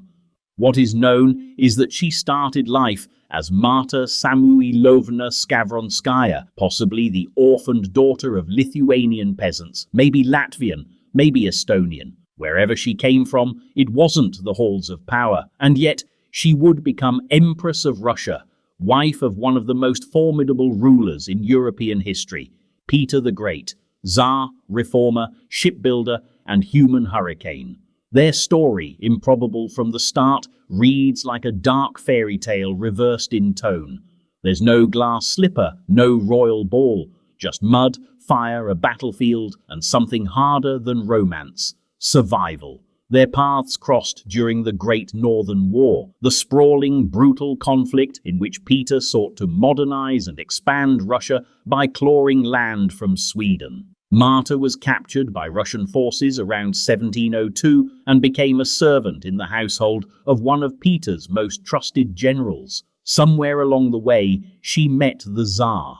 Not in a ballroom, but probably in a campaign tent. What began as an informal liaison turned into something more, something that astonished even Peter's closest circle. Marta converted to Orthodoxy and took the name Catherine Alexeyevna.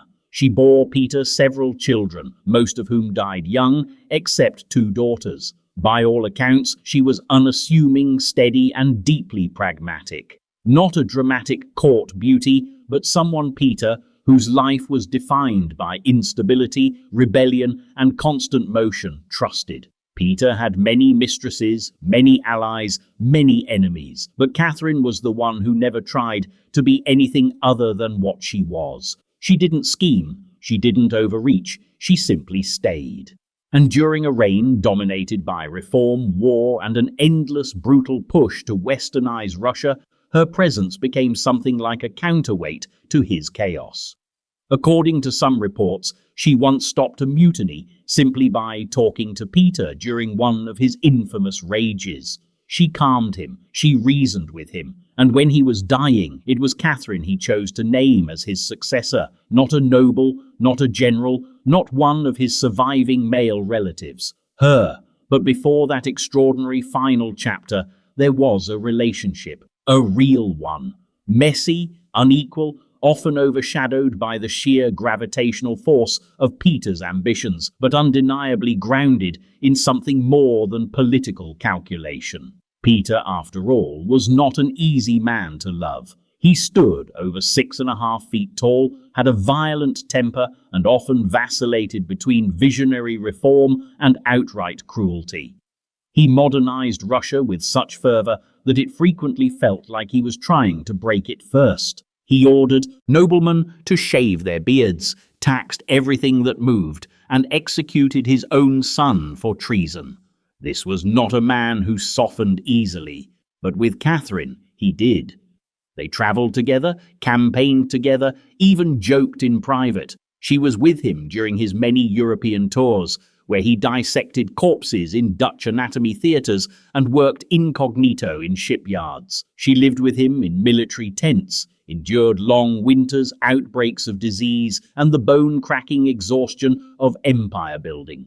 She didn't flinch. In 1712, Peter married her officially, after years of unofficial cohabitation, and in 1724 he crowned her Empress Consort of Russia in a lavish ceremony that raised many aristocratic eyebrows. Catherine, the foreign-born former servant, now sat beside the most powerful man in Eastern Europe as his equal. When Peter died unexpectedly in 1725, after diving into icy waters to save drowning sailors, he left no clear will. The succession was in turmoil, but the military backed Catherine. So did the Senate, and so she became the first woman to rule Russia in her own right, an extraordinary, if brief, reign that paved the way for an entire century of imperial women. She ruled for just under 2 years before dying of illness. But her ascent marked a tectonic shift, the transformation of royal love from background detail to central pillar. Catherine didn't inherit power. She was lifted by it through loyalty, adaptability, and a kind of emotional intelligence that outlived even Peter's iron will. And yet, the love story that followed hers would prove that shared rule could turn to rivalry. The next Catherine didn't rise through quiet support. She rose through coup d'etat, betrayal, and ambition, and her marriage was more civil war than romance. Catherine the Great and Peter III were next, and theirs was less a love story than a carefully staged coup with wedding rings. 19. Peter III and Catherine II. If there's a royal marriage that feels less like a union and more like a high-stakes hostage situation, it's the story of Peter III and Catherine II, later crowned Catherine the Great. Their relationship was not a love story. It was a chess match played on a board soaked in vodka and political anxiety. No hearts, no flowers, no sentimental correspondence. Just two people, one volatile, the other dangerously competent, locked in a palace with too much ambition and absolutely no emotional chemistry. They were cousins, technically, both descended from minor German nobility. Peter, born Karl Peter Ulrich, was the grandson of Peter the Great through his mother and had been groomed from an early age to be the heir to the Russian throne. That was more of a technicality than an endorsement. His personality was complicated. By most accounts, he was immature, impulsive, erratic, and obsessed with all things Prussian, especially Frederick the Great, whom he idolized to an alarming degree. He preferred toy soldiers to real politics, had an affection for military pageantry that bordered on the theatrical, and reportedly lacked any understanding of or interest in Russia itself. Catherine, on the other hand, was born Sophie of Anhalt-Zerbst, a minor German princess with far more intellect than her status suggested. She was chosen, strategically of course, as a bride for the future emperor. At just 14, she was shipped off to Russia, converted to orthodoxy, renamed and placed inside a palace so rigid with ceremony that even blinking too fast might offend someone. From the beginning, she understood that she had two options: adapt or disappear. She adapted, ruthlessly. Their marriage in 1745 was ceremonial and frostbitten. Catherine, mature beyond her years, quickly realized that Peter was not only ill-suited for rule, but also uninterested in being a husband. He spent more time with his soldiers, real or miniature, than with her. Some accounts suggest the marriage went unconsummated for years, others that it was never truly emotional. Whatever the truth, it wasn't romantic. Catherine took lovers discreetly. Peter took less discreet liberties. Their relationship functioned more like two parallel train tracks, running side by side, never touching. What held them together was one thing: succession. In 1754, Catherine gave birth to a son, Paul, whose paternity is still debated. Officially, he was Peter's heir. Biologically, possibly not. But legitimacy in monarchy is often just a matter of timing and signatures. Catherine had secured her place temporarily. When Empress Elizabeth, Peter's aunt and the reigning monarch, died in 1762, Peter ascended the throne. His reign lasted exactly 186 days. In that short time, he managed to alienate nearly every political faction in Russia. He pulled Russia out of the 7 Years' War, aligned the empire with Prussia, his idol Frederick again, and began issuing reforms that ignored or offended key players in court, the military, and the Orthodox Church. Meanwhile, Catherine waited, watched, calculated. She had spent years building quiet alliances with guards, generals, nobles. She knew how Peter was seen, not as a ruler, but as an embarrassment. In July 1762, with Peter out of the capital, she made her move. She staged a bloodless coup, backed by the military and key court figures. Catherine declared herself the sole ruler of Russia. Peter was arrested, forced to abdicate, and taken into custody. A few days later, he was dead. Officially from hemorrhoidal colic, which is imperial shorthand for "please don't ask." Catherine never publicly addressed the circumstances, but the timing was surgical. One day he's alive, the next he's an unfortunate footnote. And so Catherine, German-born, underestimated, unfavored, became Empress of Russia. She would rule for over 3 decades, expand the empire's borders, modernize its institutions, and become one of the most formidable monarchs in European history. Peter, meanwhile, would be remembered mostly as her mistake and her stepping stone. But Catherine didn't stop there. Her reign was marked not just by statecraft, but by a series of intense, often scandalous, romantic entanglements. And among them, one man stood above the rest, not just as a lover, but as something more unsettling and enduring. His name was Grigory Potemkin, and together they built a love affair that blurred every boundary between romance, empire, and mythology. 20. Catherine the Great and Grigory Potemkin. If Catherine the Great's rise to power was a masterclass in political maneuvering, then her relationship with Grigory Potemkin was its emotional sequel, a love story not built on rebellion or courtship, but on something far more dangerous: mutual respect. In an imperial court built on appearances, theirs was a bond that disregarded protocol, defied logic, and possibly, according to whispered legend, even outlived marriage itself. Whether or not they were ever legally wed, and rumours persist that they were, Catherine and Potemkin functioned as a political duumvirate, ruling an empire and each other's hearts in tandem, even when their beds were filled with other people. Their first meeting wasn't particularly cinematic. When Grigory Potemkin entered Catherine's orbit, she was already empress, newly crowned, increasingly powerful, and burdened with a court full of opportunists, spies, and delicate egos. Potemkin wasn't especially polished. He was brilliant, yes, but also tempestuous, boastful, and emotionally extravagant. He was a cavalry officer with a philosopher's brain and a knack for drama.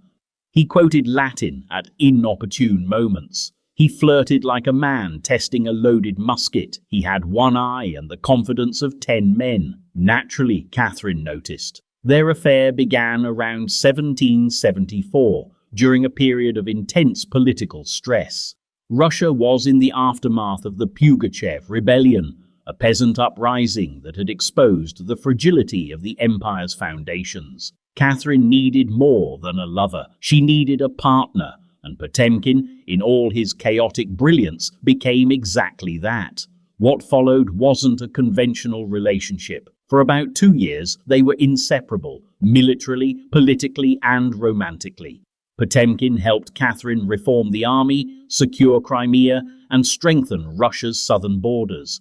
He was more than a consort. He was a co-ruler in everything but name. She gave him titles, land, and power.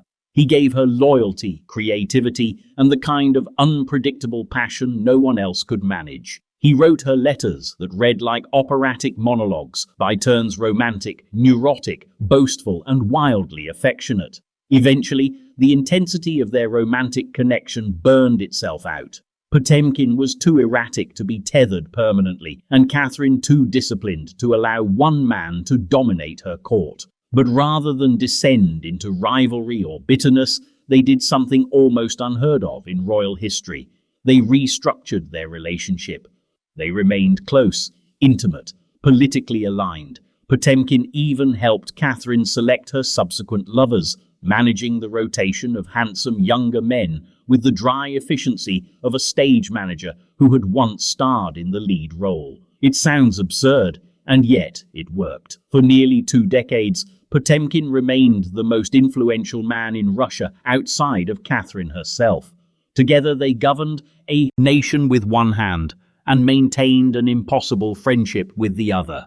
Their most famous collaboration came during the annexation of Crimea.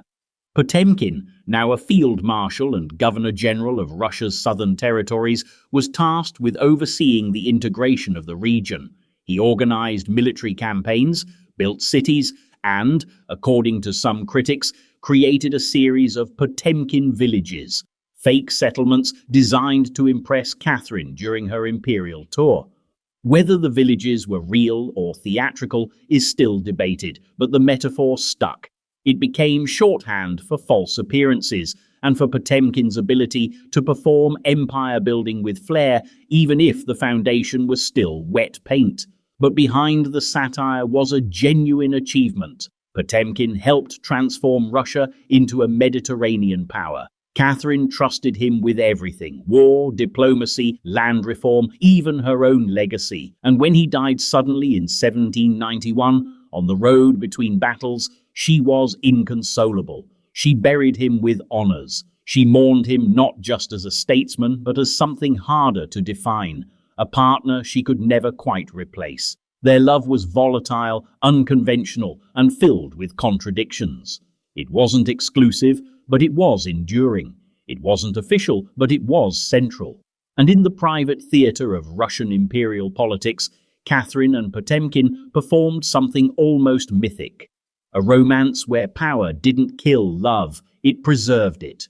But for all its sophistication, theirs was still a love of the elite, carefully guarded, strategically deployed. The next story, in contrast, was simpler, sweeter, and ultimately more doomed. A Tsar who truly loved his wife, a wife who clung to mystics and miracles, and a family whose belief in each other couldn't save them from history.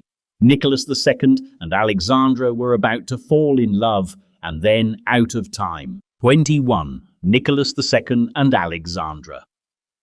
For all the royal love stories fueled by ambition, manipulation, or sheer political inertia, the romance between Tsar Nicholas II and Empress Alexandra Feodorovna stands apart for one reason. It was real, genuine, affectionate, tender, stubbornly loyal.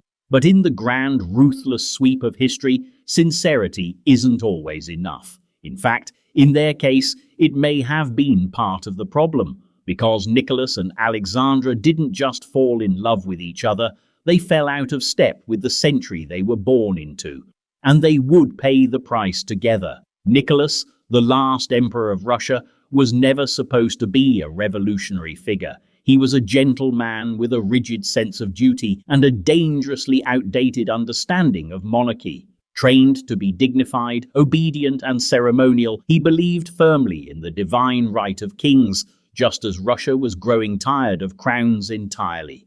Alexandra, born Alix of Hesse, was a German princess and granddaughter of Queen Victoria. Reserved, intense, and deeply religious, she wasn't an obvious fit for the Russian court. The aristocracy found her cold, the people found her foreign, but to Nicholas she was everything, his confidant, his queen, his compass. When they married in 1894, just weeks after Nicholas's unexpected ascension to the throne, their love was sincere but overshadowed by national mourning and political anxiety.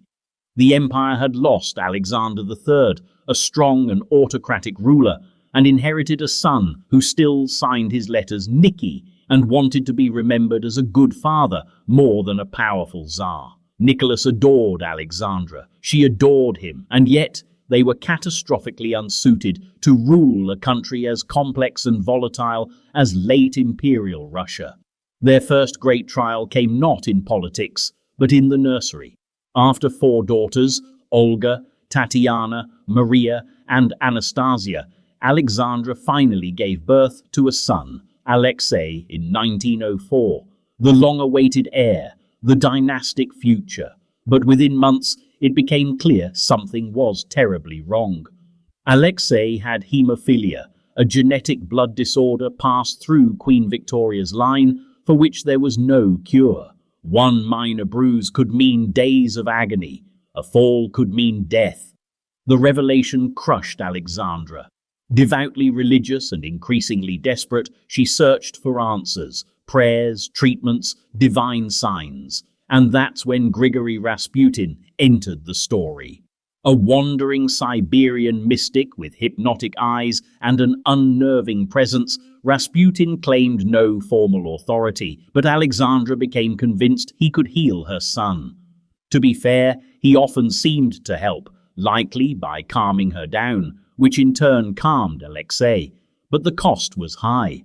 Rasputin gained unprecedented access to the royal family, and his shadow over the court grew long. Rumors swirled, scandal bloomed, the press had a field day. Ministers resigned, the people muttered, the nobility hissed, but Alexandra wouldn't let go, nor would Nicholas. Their isolation deepened. Their trust in each other, already intense, turned into a kind of royal tunnel vision.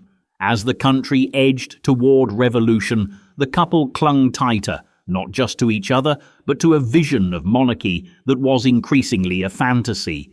World War I was the final fracture. Nicholas took personal command of the army, leaving Alexandra effectively in charge of domestic affairs. Her reliance on Rasputin grew. His influence, real or imagined, became intolerable to even their few remaining allies. Rasputin was murdered in 1916, but by then it was too late. In 1917, revolution exploded. Nicholas abdicated. The family was placed under house arrest. They wrote each other letters, prayed together, hoped for exile, perhaps to England, where their royal relatives were reluctant to take them in. But exile never came. In 1918, in the basement of a house in Ekaterinburg, the Romanovs were executed by Bolshevik forces, together as a family. But here's the part history doesn't know how to process. Through it all, Nicholas and Alexandra never stopped loving each other. In fact, that may have been their only constant. Their letters are full of devotion, pet names, shared grief. It wasn't an illusion. They were two people who truly believed their love and their faith would somehow be enough. It wasn't. Their story is haunting not because they were villains or heroes, but because they were human, overwhelmed, out of touch, and too in love to see what was coming. And while their downfall marked the end of the Romanovs, Europe had its own way of punishing royal love gone wrong. Sometimes through exile, sometimes through bullets, and sometimes with a quieter, more polite kind of violence, marrying for politics and being hated for it. Just ask Mary I of England and Philip II of Spain. 22. Philip II of Spain and Mary Y of England. Some royal love stories falter under personal failure, others collapse under political pressure. And then there's the marriage of Philip II of Spain and Mary V of England, a union so deeply unpopular it sparked riots, conspiracy plots, and decades of national trauma, all before the wedding cake had even been sliced. This wasn't a romance doomed by scandal or betrayal. It was something quieter, sadder, and in many ways more unsettling. A love story where no one was in love, everyone was suspicious, and the only shared passion was the one the English public felt, pure, unfiltered hatred for their new foreign king. When Mary Tudor ascended the English throne in 1553, she was already a political paradox. The first woman to rule England in her own right, she had spent most of her life in exile from favour. The daughter of Henry VIII and Catherine of Aragon, Mary had been declared illegitimate during her father's campaign to divorce her mother. She was later reinstated in the line of succession, but only after years of isolation, humiliation, and near execution during the reign of her Protestant half-brother Edward VI. By the time she became queen, Mary was 37, unmarried, devoutly Catholic, and ruling a country that had just spent 2 decades moving away from Rome. Which is why her proposed marriage to Philip of Spain, a devout Catholic prince, the son of Emperor Charles V and future king of the largest empire on earth, looked to many in England less like diplomacy and more like national surrender. Mary, however, saw something else. A fellow Catholic, a dynastic ally, and maybe, after years of abandonment, a chance at personal happiness and an heir to secure the Tudor line. Philip, on the other hand, saw England as strategic real estate, a damp, fractious island conveniently located between Spain and France, with trade routes and naval power he could use. Romance? Not especially. Philip didn't even speak English. He brought with him a caravan of Spanish advisors and cultural expectations, immediately alienating the English court. His formal arrival in 1554 was greeted not with flowers, but with street protests and political panic. Londoners lined the streets not to cheer, but to scowl. Some yelled insults, some simply stayed home. Parliament tried to block the marriage entirely, fearful that England would become a satellite state of the Spanish Empire. To calm the outrage, the marriage treaty included specific provisions. Philip would hold the title of king, but have no power. He couldn't appoint ministers. He couldn't take England to war. He wouldn't inherit the throne if Mary died. This was, by every legal measure, a symbolic union. But symbols carry weight, and the symbol of a foreign Catholic prince arriving to claim an English queen was too much for many to stomach. The fallout was immediate. In early 1554, before the wedding even occurred, Sir Thomas Wyatt led a rebellion to stop it. The uprising failed, but it revealed the depth of the resistance. Mary responded by executing several conspirators, including her cousin Lady Jane Grey, the 9 Days Queen, who had become a Protestant figurehead. The executions earned Mary her infamous nickname, Bloody Mary. When the wedding finally took place, it was a formal, sombre affair. Mary reportedly fell in love, at least infatuation. Philip tolerated her. He performed his ceremonial duties, fulfilled his marital obligations, and then left, repeatedly. He spent more time in the Low Countries and Spain than with his wife. When Mary believed she was pregnant in 1555, it was treated as a national emergency. Prayers were said, celebrations planned, but the pregnancy was false, possibly a tumor, possibly psychological. Philip, ever pragmatic, began to lose interest entirely. Their union produced no children, no popular goodwill, and no real power shift. When Mary died in 1558, Philip didn't attend the funeral. Instead, he wrote a diplomatic letter expressing sorrow and then suggested, almost comically, marrying her successor, Elizabeth I. She declined. Philip would go on to become one of the most powerful monarchs in Europe, launching the Spanish Armada against Elizabeth years later and losing spectacularly. Mary's reign, meanwhile, remained stained by religious persecution, political unrest, and that one ill-fated marriage. The image of the foreign king with a face like a coin, there but unwanted, never quite faded. And yet, for all the political fire it sparked, Philip and Mary's marriage was cold at the core, not treacherous, not passionate, just mismatched, a union in which both monarchs sought salvation and found only silence. But not all royal affairs were quiet. Some lit up courtrooms and gossip mills like bonfires, especially when the king's favourite wasn't just a man of influence, but a man who shared his bed, or seemed to.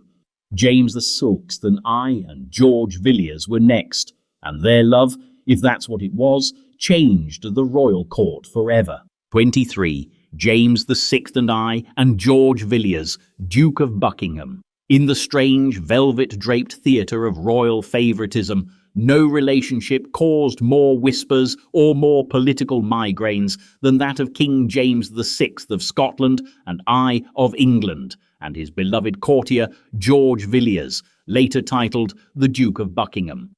Their bond was intimate, performative, and undeniably powerful.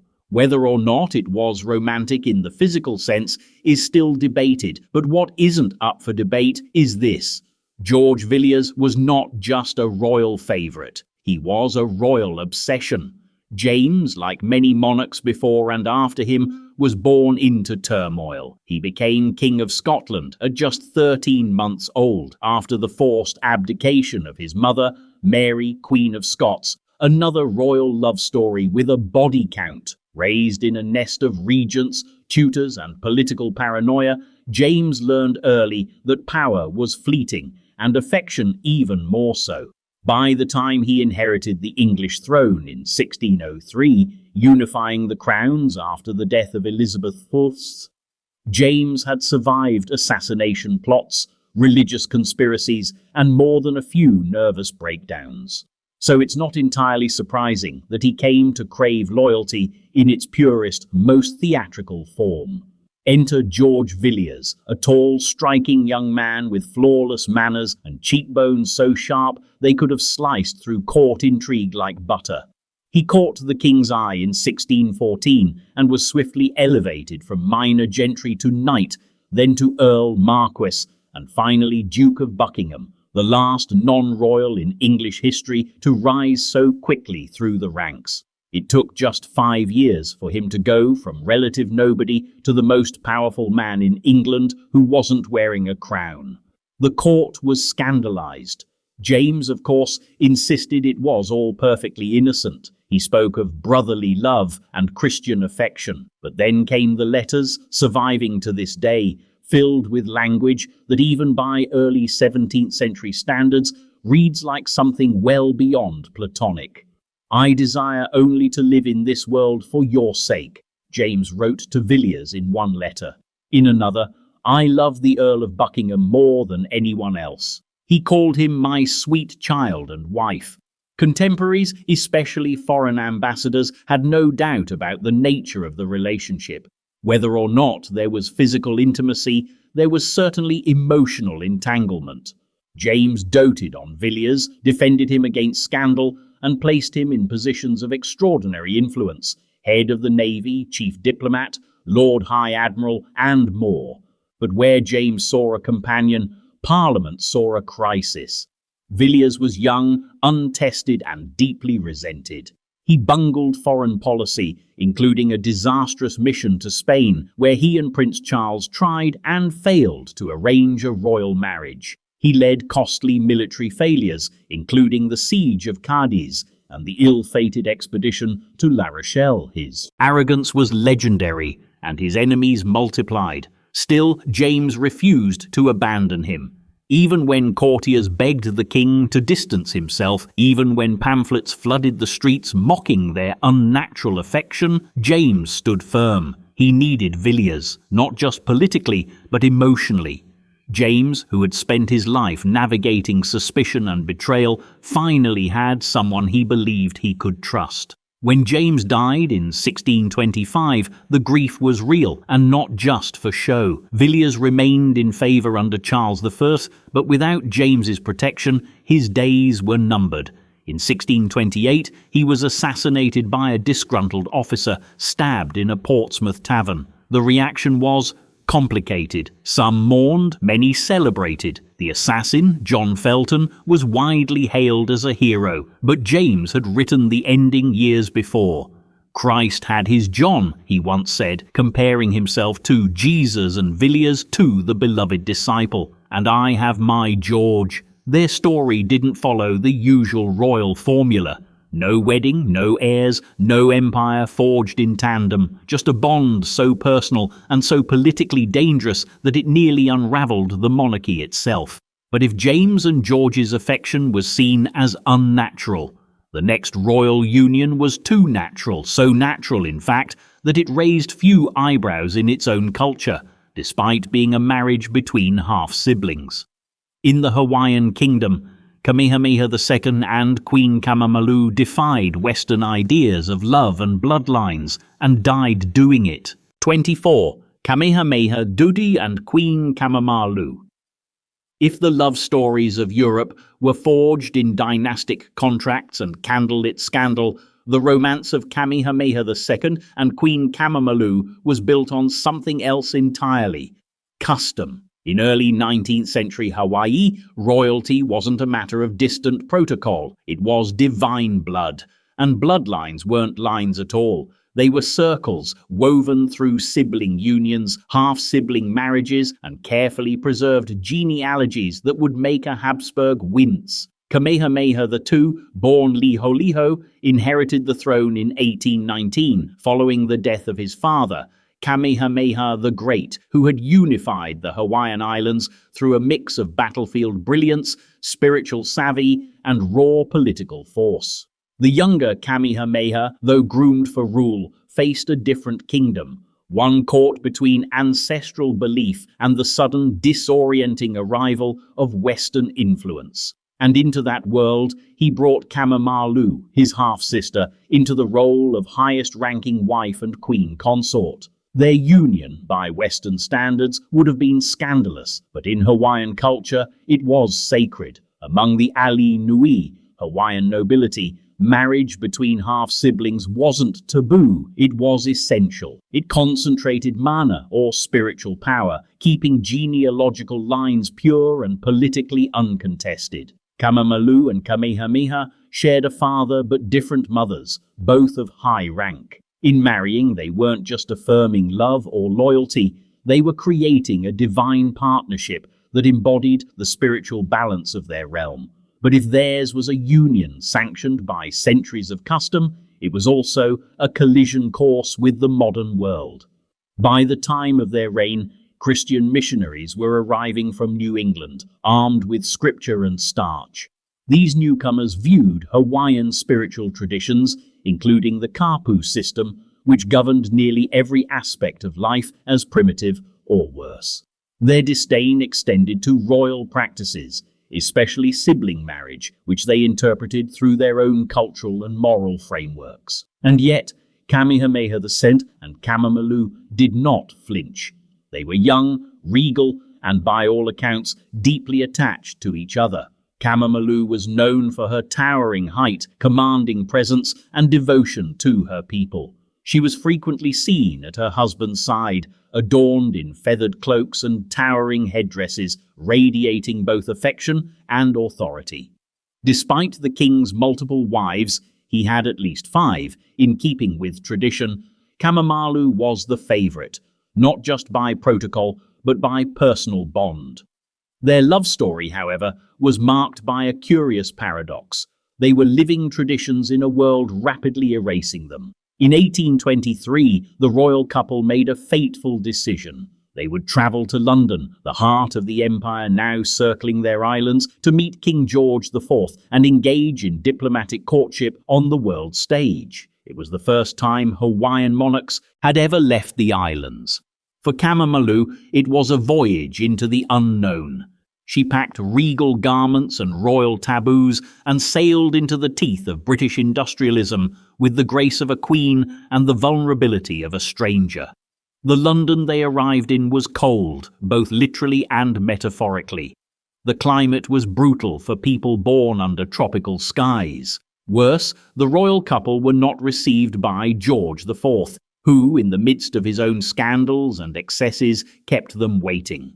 While dignitaries offered polite audiences, they were met more as curiosities than equals, paraded through banquets and exhibitions, observed more than understood. Then came the tragedy. Within weeks, measles swept through the royal party.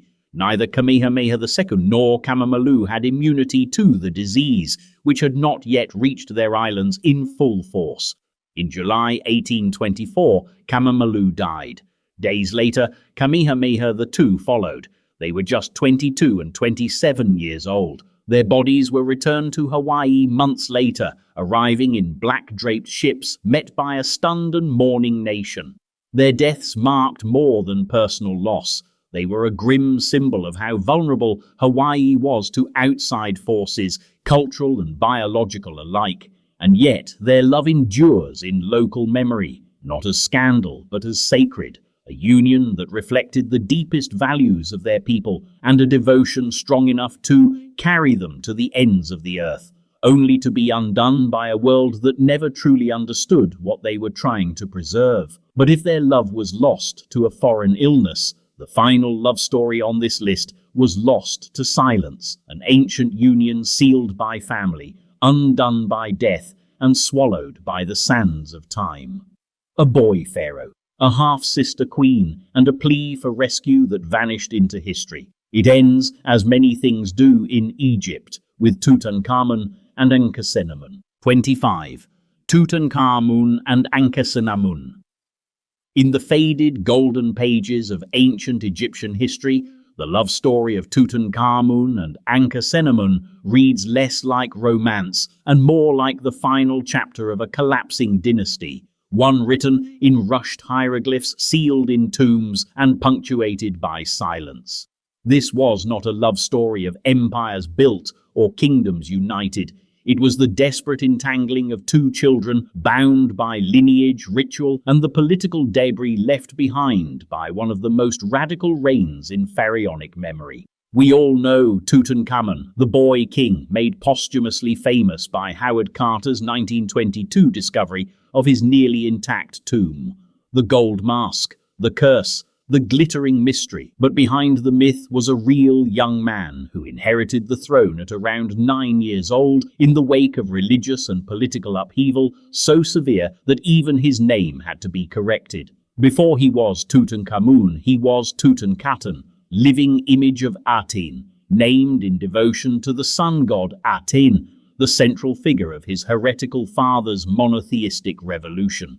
That father was Akhenaten, the pharaoh who tried to wipe out Egypt's traditional gods, abandoned the old capital, and installed a new religion that turned temples into empty shells and priests into liabilities. By the time young Tutankhamun ascended the throne, the old gods were clawing their way back, and Egypt was eager to forget Akhenaten had ever existed. And then there was Ankhesenamun, his half-sister, daughter of Akhenaten and Nefertiti, and almost certainly older than Tutankhamun by a few years. She had already been married once, possibly to her own father, and was now chosen, perhaps without any say in the matter, to marry her half-brother, the child king, who represented both a fresh start and the last fragile thread of the 18th dynasty's royal bloodline. Their marriage was not unusual by ancient Egyptian standards. Royal incest was a dynastic strategy, not a taboo. Pharaohs were gods, and gods, as myth insisted, kept it in the family. What was unusual was how brief, desperate, and eerily quiet their union was.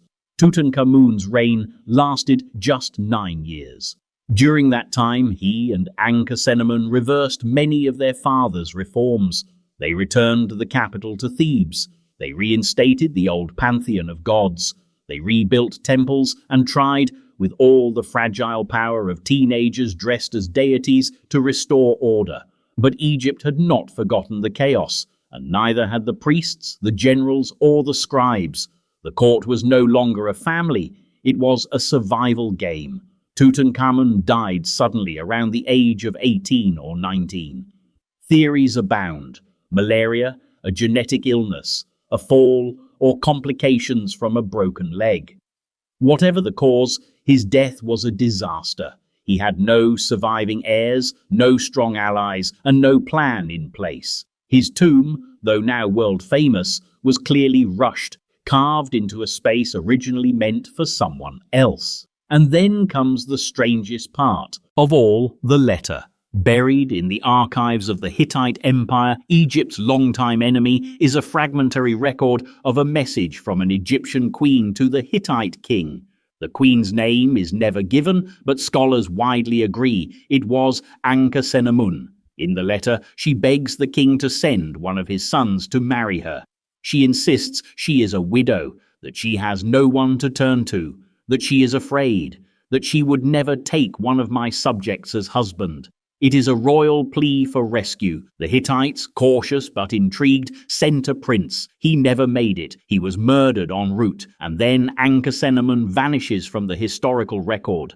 No confirmed tomb, no funeral inscriptions, no political epilogue. She simply disappears, possibly married off to a court official, possibly imprisoned, possibly eliminated. Her name was even scratched out from many monuments, her memory reduced to ghostly absence. What remains of their love is archaeological, a pair of stillborn daughters buried with Tutankhamun, delicate paintings in his tomb showing him and Ankhesenamun together, one offering him flowers, the other standing behind his throne, and a scattering of letters, statues, and amulets that hint at affection trapped beneath formality. They were, in the end, two teenagers forced to carry the weight of a fading dynasty, raised as gods, used as pawns, married into ritual, and separated by death, too young to shape their world, too royal to escape it. Their love didn't shake nations or survive centuries. It simply vanished. And yet, in the silence they left behind, something still echoes, the haunting knowledge that some love stories are too fragile for the monuments, too human for the myths, and too entangled in power to ever be fully known. And so, from divine unions to political gambits, secret marriages to scandalous affairs, sibling spouses to foreign exiles, these 25 bizarre royal love stories leave us not with answers, but with a question. What do kings and queens really rule over, their people or their hearts? Because time and again, when power and passion collide, it's not the empire that wins. It's the mystery,